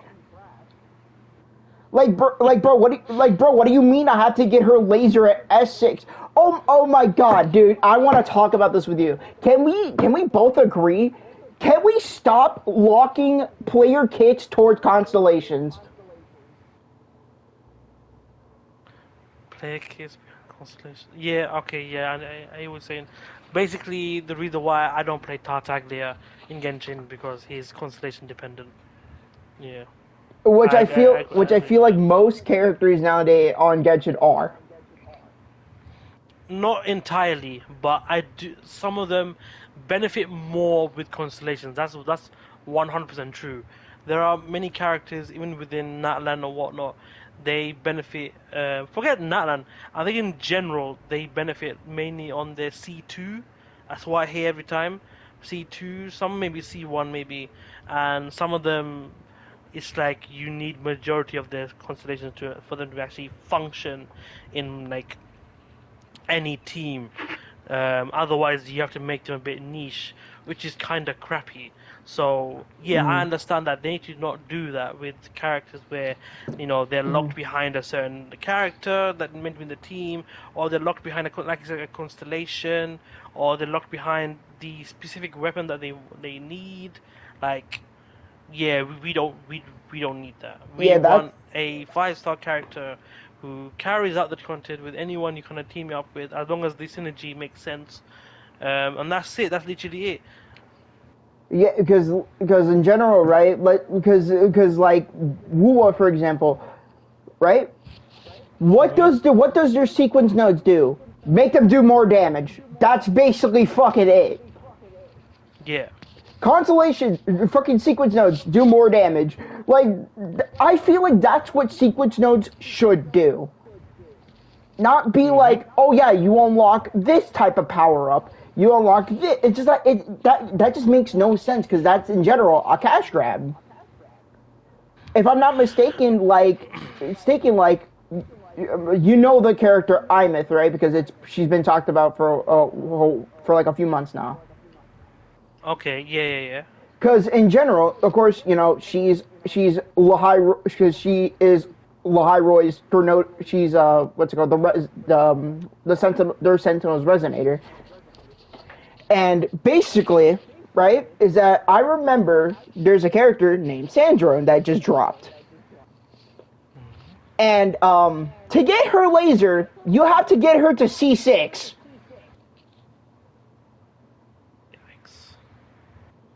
And when I heard that, I'm like, brother, if that does not incentivize you to quit the game, holy shit. And the funny thing is that right is that I saw a Reddit post and goddamn dude, this was all over Twitter. Someone making false accusations saying that fucking Imeth in her kit is locked by sequence nodes. I'm like, brother, you are LARPing. You have no idea what the fuck you're talking about. Literally her fucking little Gundam form is already in her kit. You pressed Alt, you pressed Skill, bro. You're in Gundam form. That's basically fucking it. And it genuinely pisses me off because I'm just like, bro, you're fucking lying. So we're just reducing to lying. Other than that, try S0 EOG. Bro, that's literally my Imeth. S0 with EOG. I don't even have her weapon. And you want to know how much damage she does? Literally 400 to 500k. On ultimate. Damn. Bro, that's how fucking good she is. Like, holy shit, bro. Like, I have the most relatable fucking build for her. And she still does a fuck ton of damage. It could be the fact that people don't know what they're doing, like, or I don't know, because sometimes what I get with Genshin at least is people say, oh, they don't do this much this, or they don't do much that, or you know they feel that they're useless. And so I'm like, I tell these questions like, oh, so do you do this? And I'm like, yeah, but I'm not too bothered. Oh, so then if you did this, then it'll be a lot better. Well, yeah, I could do it, but I'm not bothered. I'm like, okay, so why? If you're not bothered, then there's your problem. Why are you complaining? Like, there's your problem. If you're not, if you don't know, like, if you don't know what you're doing, and I'm telling you, like, oh, this is how it is, so you can get the same numbers than I am, but you don't want to put in the effort. That's a whole different story. So basically, you were given the things and tools to make it better, but you're just not bothered to do it. 315k without Lucilla? Bro, dude, my Yuki did almost 1 million damage just by herself. Oh, I'm looking forward to builder. I do have what you call it? I do have Hiyuki, and luckily her weapon as well. Fuck yeah, dude. And you have Lene to boost up her fucking liberation damage? That's all, dude, you already fucking said. Like, that's the funny part, because for Hiyuki, bro, like, in general, she's fucking busted. Yeah, I hear that. The thing is that, right, is that I use her with Lene in Rupture mode. Yeah. I use her with Mornier. Literally, the only thing helping her is that 25% all damage amp per 30 seconds by Mornier, plus the liberation damage with Lene. Literally, my Hiyuki can nearly can do 1 mil damage. Damn. Like, oh my god, it's so fucking funny. And the thing, Lene and Chisa for me, yeah, I mean, yeah, because Chisa is mostly just for negative statuses, and I'm gonna be honest, bro. I've already seen Soy Soy's kit. I'm gonna be talking about this in Tuesday's podcast, but let's just say her kit is like, she's the Mornier of negative status characters. Let's just say that this new character is the Mornier of negative status characters. Let's just say that, and I'll leave it at that. But back to what I was saying, it's fucking hilarious how people get so upset over the littlest things, because it's like, they know their game is like, I wouldn't say, I'm gonna say it's fucking terrible, but They know their updates are bad. They're just coping. I'm sorry. I don't like the Mickey Mouse. I don't like the whole Mickey Mouse fucking mini games, bro. I'm not gonna go to a fucking side plot to where I'm going to Epstein's fucking island to fucking help little kids. Fuck no. Damn. Like, brother, why am I helping 5 little jits? Like, why do I care? Like, it's so fucking stupid. And you know what's sad about it is that even Genshin's Quest, the one that came out, I've heard even the Genshin community said, "Yo, this shit was dog shit." And I'm like, weren't you glazing this update just a few weeks ago? Like, what the fuck are you talking about?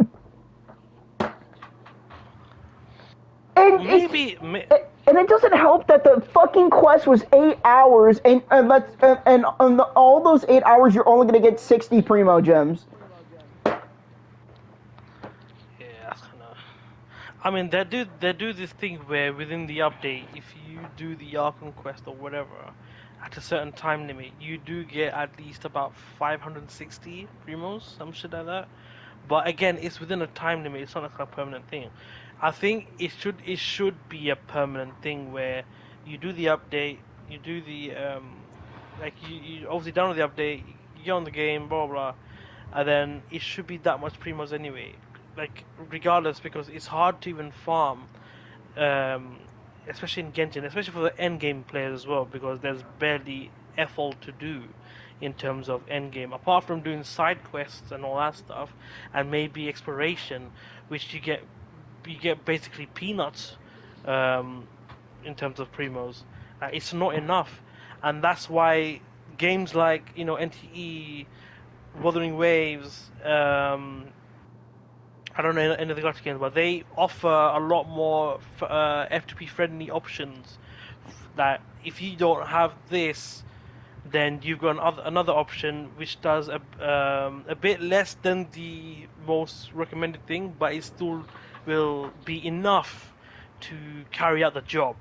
Mm-hmm. You won't be doing obviously optimal numbers, but you'll do enough numbers, and it's not like crappy numbers. It'll be a decent number. At the same time, you can clear these things.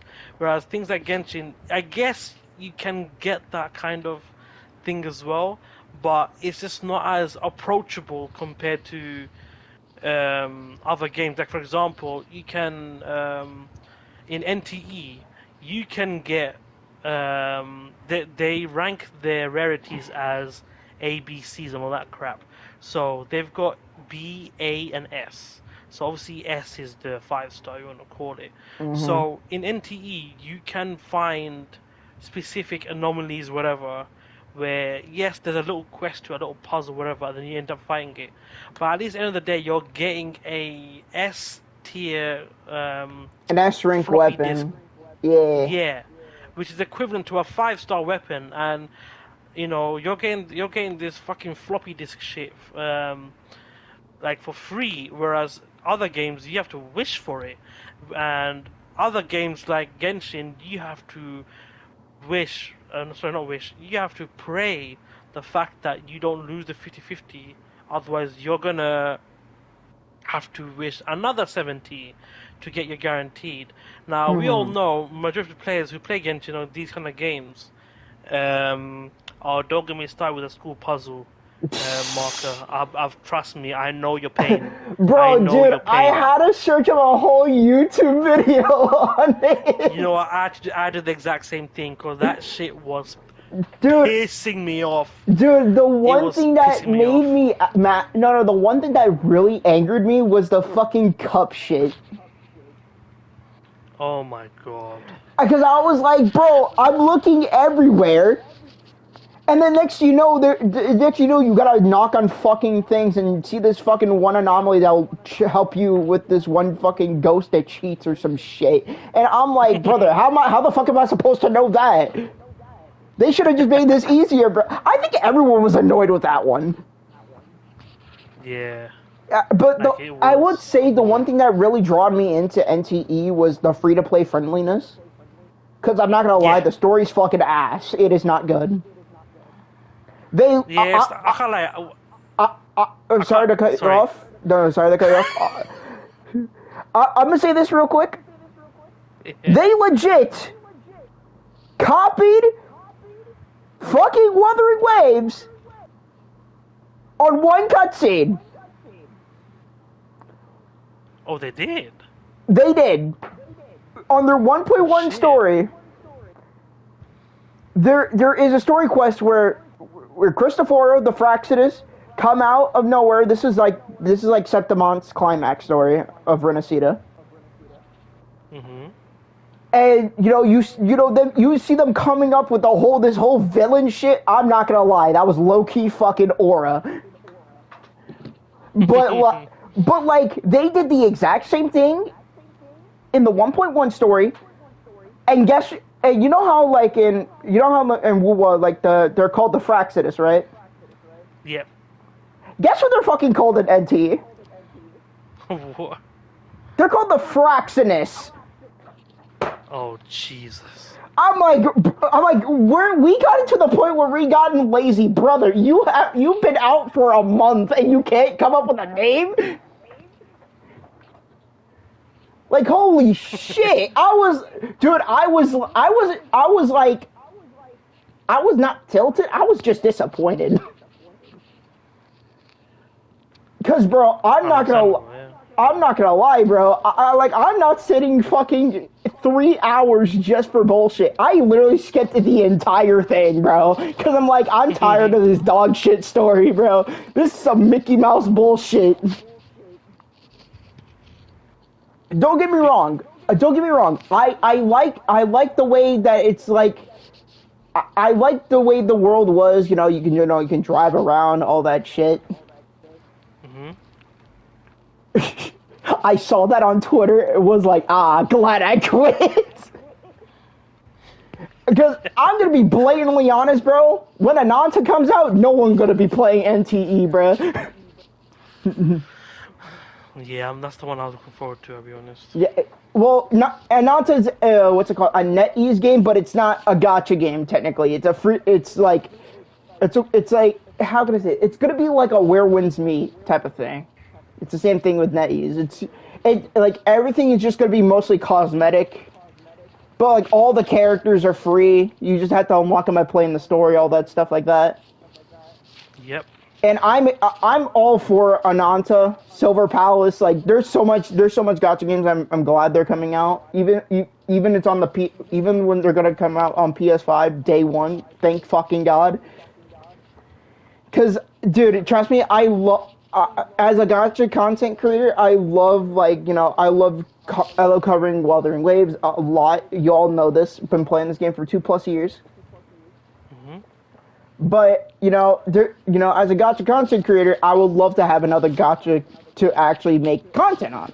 So I'm hoping, which I thought NTE would be that game, but after all the bullshit they've been through, I'm gonna say this right now: NTE is just a game for the Gooners. Yay, that's not very nice. I mean, I'm not saying that's a bad thing. I'm not saying that's a bad thing. Hey, bro, dude, have you seen Brown Dust 2? That shit's basically porn. Have you seen Azure Lane? That's porn. That's straight up said that's porn. Like, I'm being dead ass, bro. They legit almost have a full cooch out, and I'm like, aight. Damn! Oh, this is shit. I can't say that. Anyway. bro was gonna be like, yo, so where can I download this? so I can avoid it, of course. So I can avoid it. Oh my god, but dude, hey, whatever makes the money, bro. Hey, bro, bread is bread at the end of the day. Legit. But hey, that was fun. I remember someone saying Silver Palace had some gacha as AKE, though never heard more about that, so assumed it was a lie. Yeah, if they don't have like anything from like the beta to where like they have anything like with gacha in it, because I haven't seen anything about Silver Palace. I even followed their official Twitter page. Um, oh my god, dude, I remember being excited with AKE. God, that game's a dumpster fire. What is it? Arknights, right? Yeah. Don't get me wrong, there's some people who like the game, and trust me, play a game that you enjoy. That's what I believe in. Whether it's Genshin, HSR, whatever fucking gacha game you do, playing with one fucking hand, playing with the other, some type of shit, I don't know. But but in general, I'm just saying this as a person who's like, because I'm a person that makes content to where like, which gacha is worth your time, and I'm gonna be honest, bro. AKE ain't worth shit. Damn. The reason is because, like Marker said, it's 120 pity. It's 120 pity, but it doesn't carry over. What? So AKE, when dropped, I was like, okay, okay, this is pretty friendly. Little did I know, I was gonna get fucked. So, basically, they give a free 6-star character, which is in that game, which is literally one of the best, healers, and you get her weapon for free. Okay, sick, but that was a fucking delusion. Because they try to fuck you over. So basically, their gacha system was, hey, here's your temple. Oh, by the way, you can lose multiple 50-50s. I'm like, are you fucking kidding me? That's crazy. So that's the whole point of them adding the 120 pity system. Because once you reach 120 is where you're guaranteed the character. And here's the problem. This is a game to where you want to lose the 50-50. Because the weapon pulls are tied to your character pulls. Okay, so that means if they lose 50-50 for the character, your weapon is going to be guaranteed. You're getting more pulls for the weapon banner.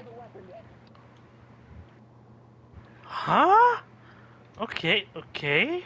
So Never heard that before.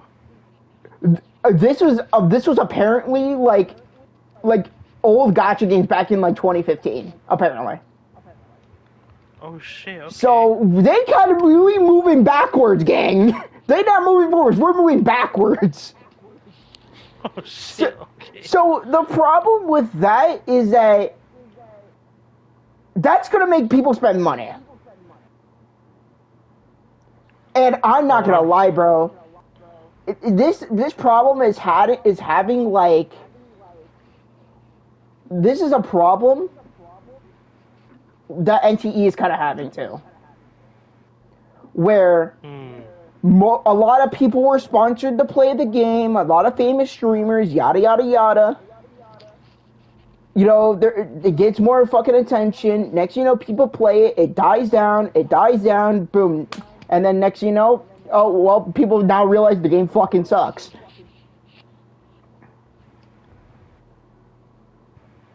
It's kind of going the same way as NTE, but NTE is kind of his their own player base, so I'm not gonna pry on their shit. So it's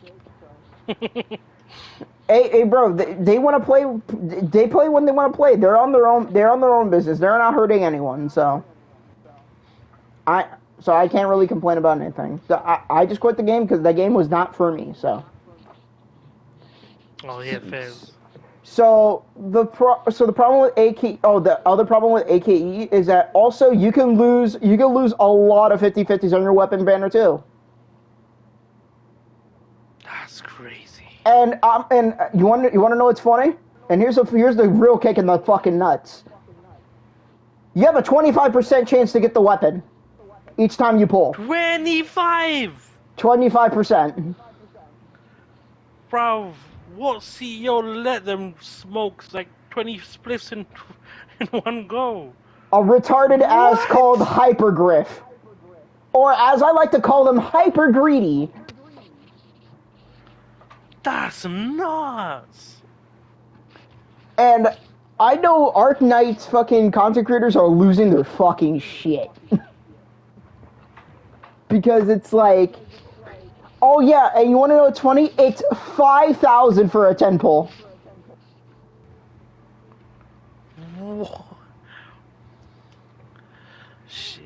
Okay. So I mean, I would say mostly the drawback for most people not really playing was because of what's it called?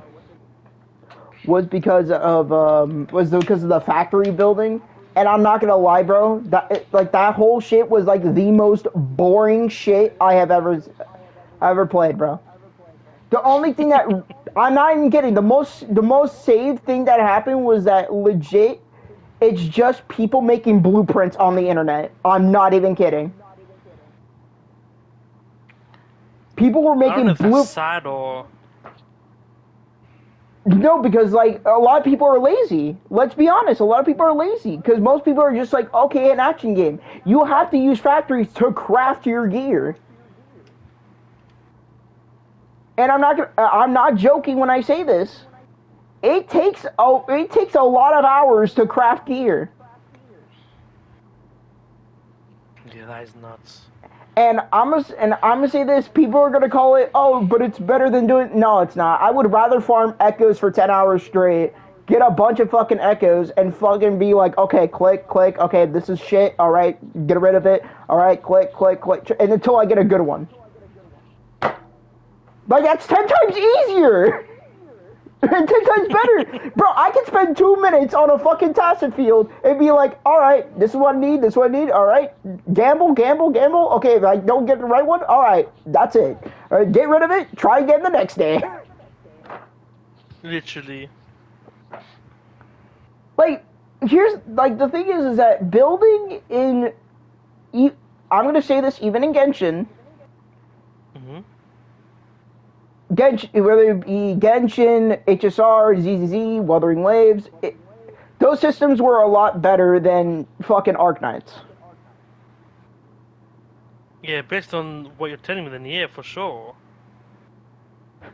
I spent a week making my Ember armor, then 2 weeks enhancing it. Oh, okay.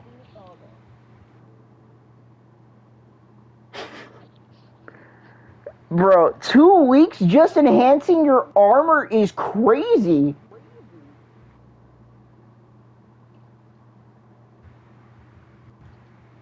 And the funny thing is, the viewership even on Twitch went down. And shoutouts to what's it called? One gacha creator that I watch named Saint for calling this shit out. Saint Totas, right? Yep. It's funny because he's kind of getting like the what's it called, the Tectone treatment. You know how Tectone calls shit out and people get mad at him, calling him toxic and shit. Yeah. It's exactly happening the same way.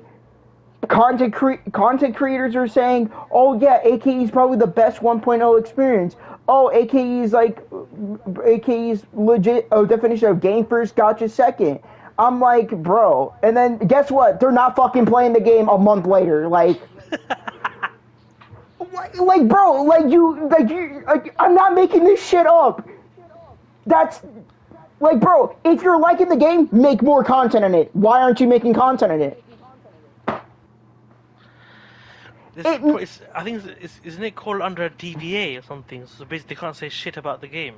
They can't say shit about the game because most likely they're sponsored. There's some content creators that I used to look up to that decided to be some type of be a corporal dumbass and take sponsors and talk positive about the game just to get a bag. while more truthful ones like Saint is calling shit out. Yep. And that's the thing, is that people hate when things are getting called out, which makes no sense. Like, bro, would you? It's like, bro, dude, if I rob someone, right, and that It's like saying I robbed someone. You saw me do it, but you tell other people they're like, nah, I don't fucking believe you. Like that's technically what's happening there, bro. Yeah. It's like, bro, you're calling something out, but they don't believe you. It's so fucking stupid. To the point where, like, bro, what's the point of even just telling you this shit anymore, bro? Because people will believe their own fucking mind, then being like, oh, let me think about this.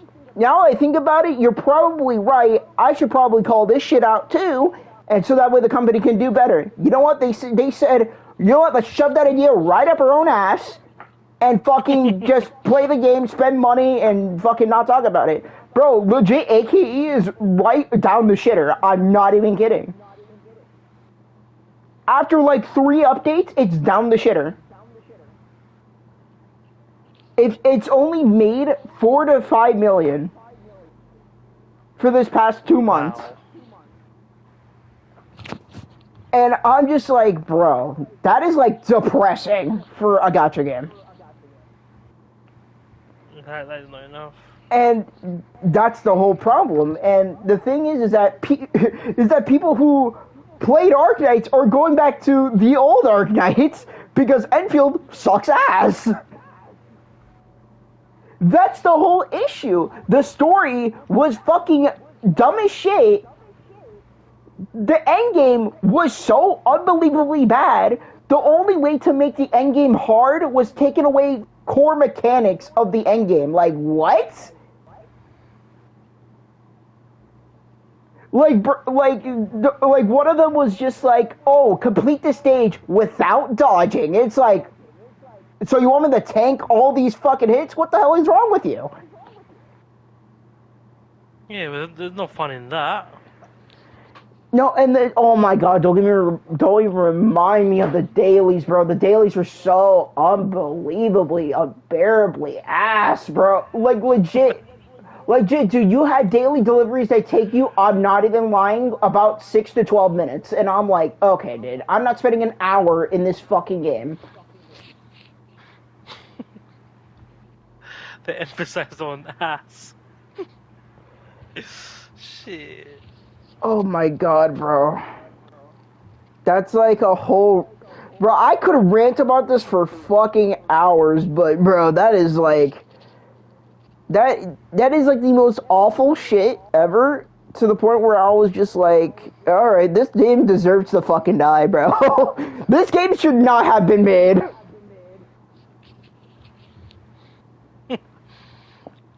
And the problem... nuts. And the problem was, I was genuinely enjoying myself before. I was genuinely enjoying myself playing the game. And the game just said, you know what? No more fun. Owl collections became pointless, as was nothing to use the mats on. Yeah. Yeah, it was not good. Plus the easy way to travel, you had to put beacons down to where you have to build zip lines to go around the fucking map, all this bullshit, and I'm like, yeah, I'm not spending fucking 3 hours just to make myself travel faster.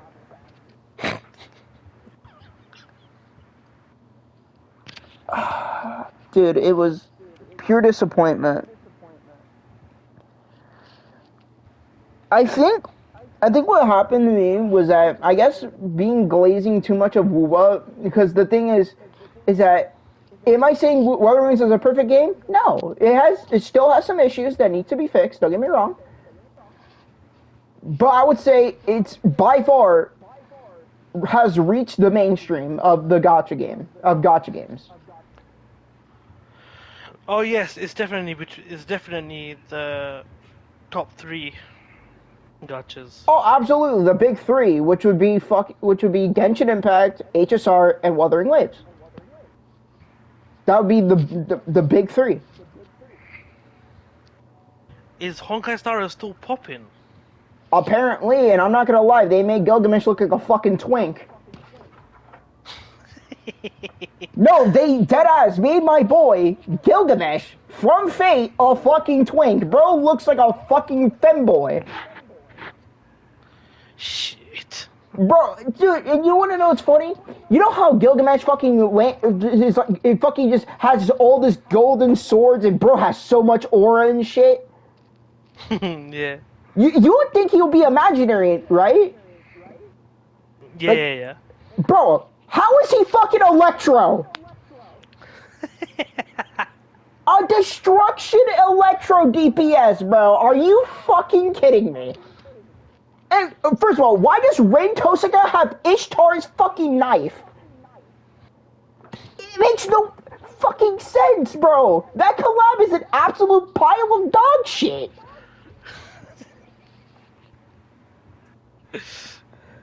Bro, and the sad part is I was so hyped for it, and I was like, okay, you know what? This shit gonna be heat, all that shit.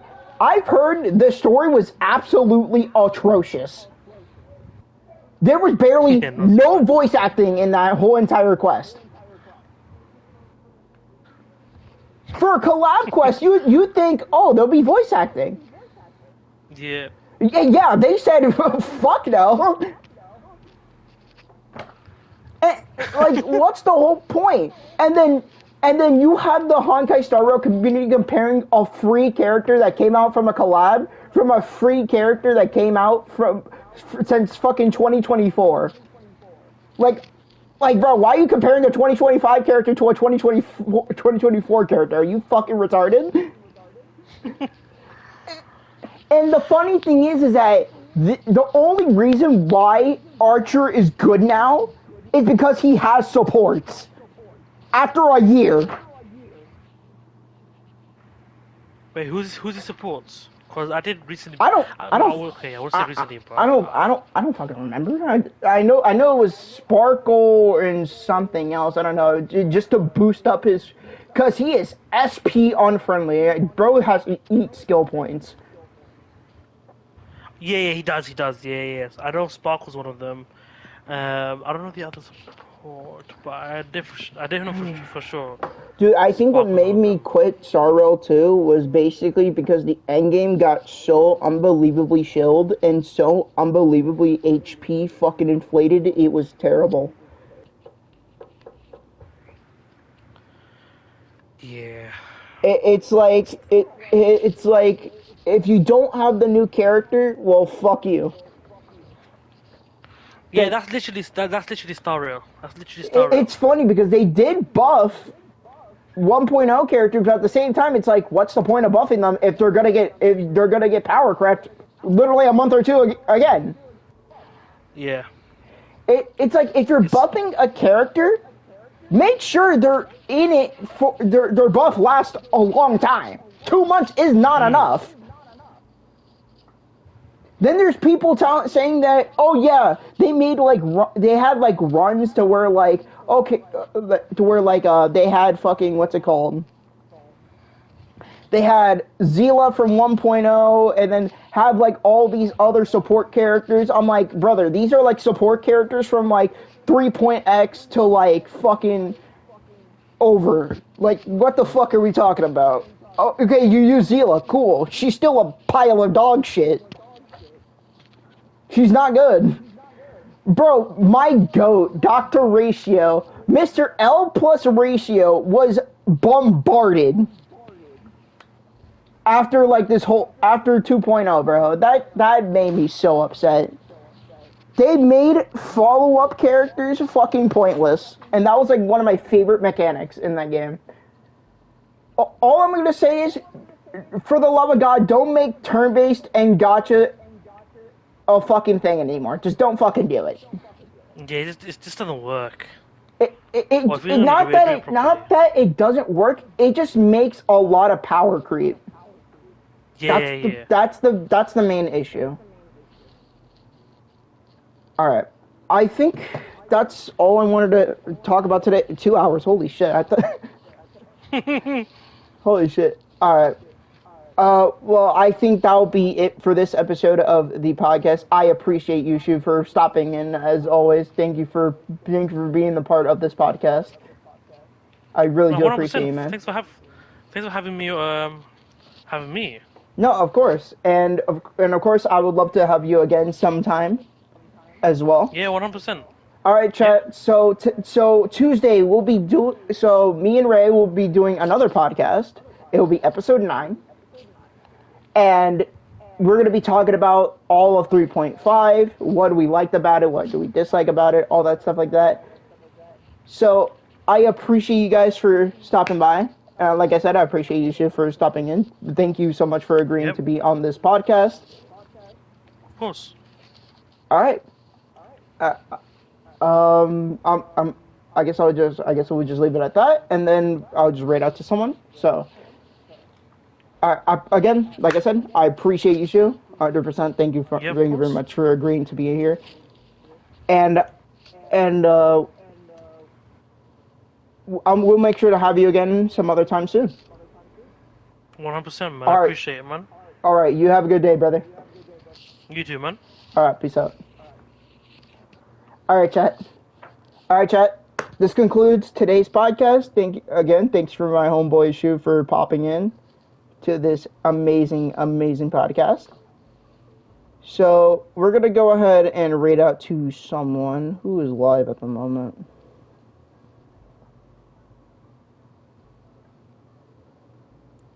I'll be uploading this episode on YouTube, chat. You know what? I have not talked to him in a minute. You know what? Let's go ahead and rate to my boy, Mr. FGC Primetime.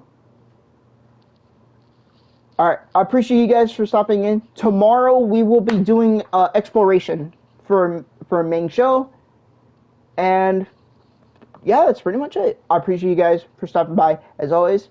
And I'll see you guys on tomorrow. Peace out.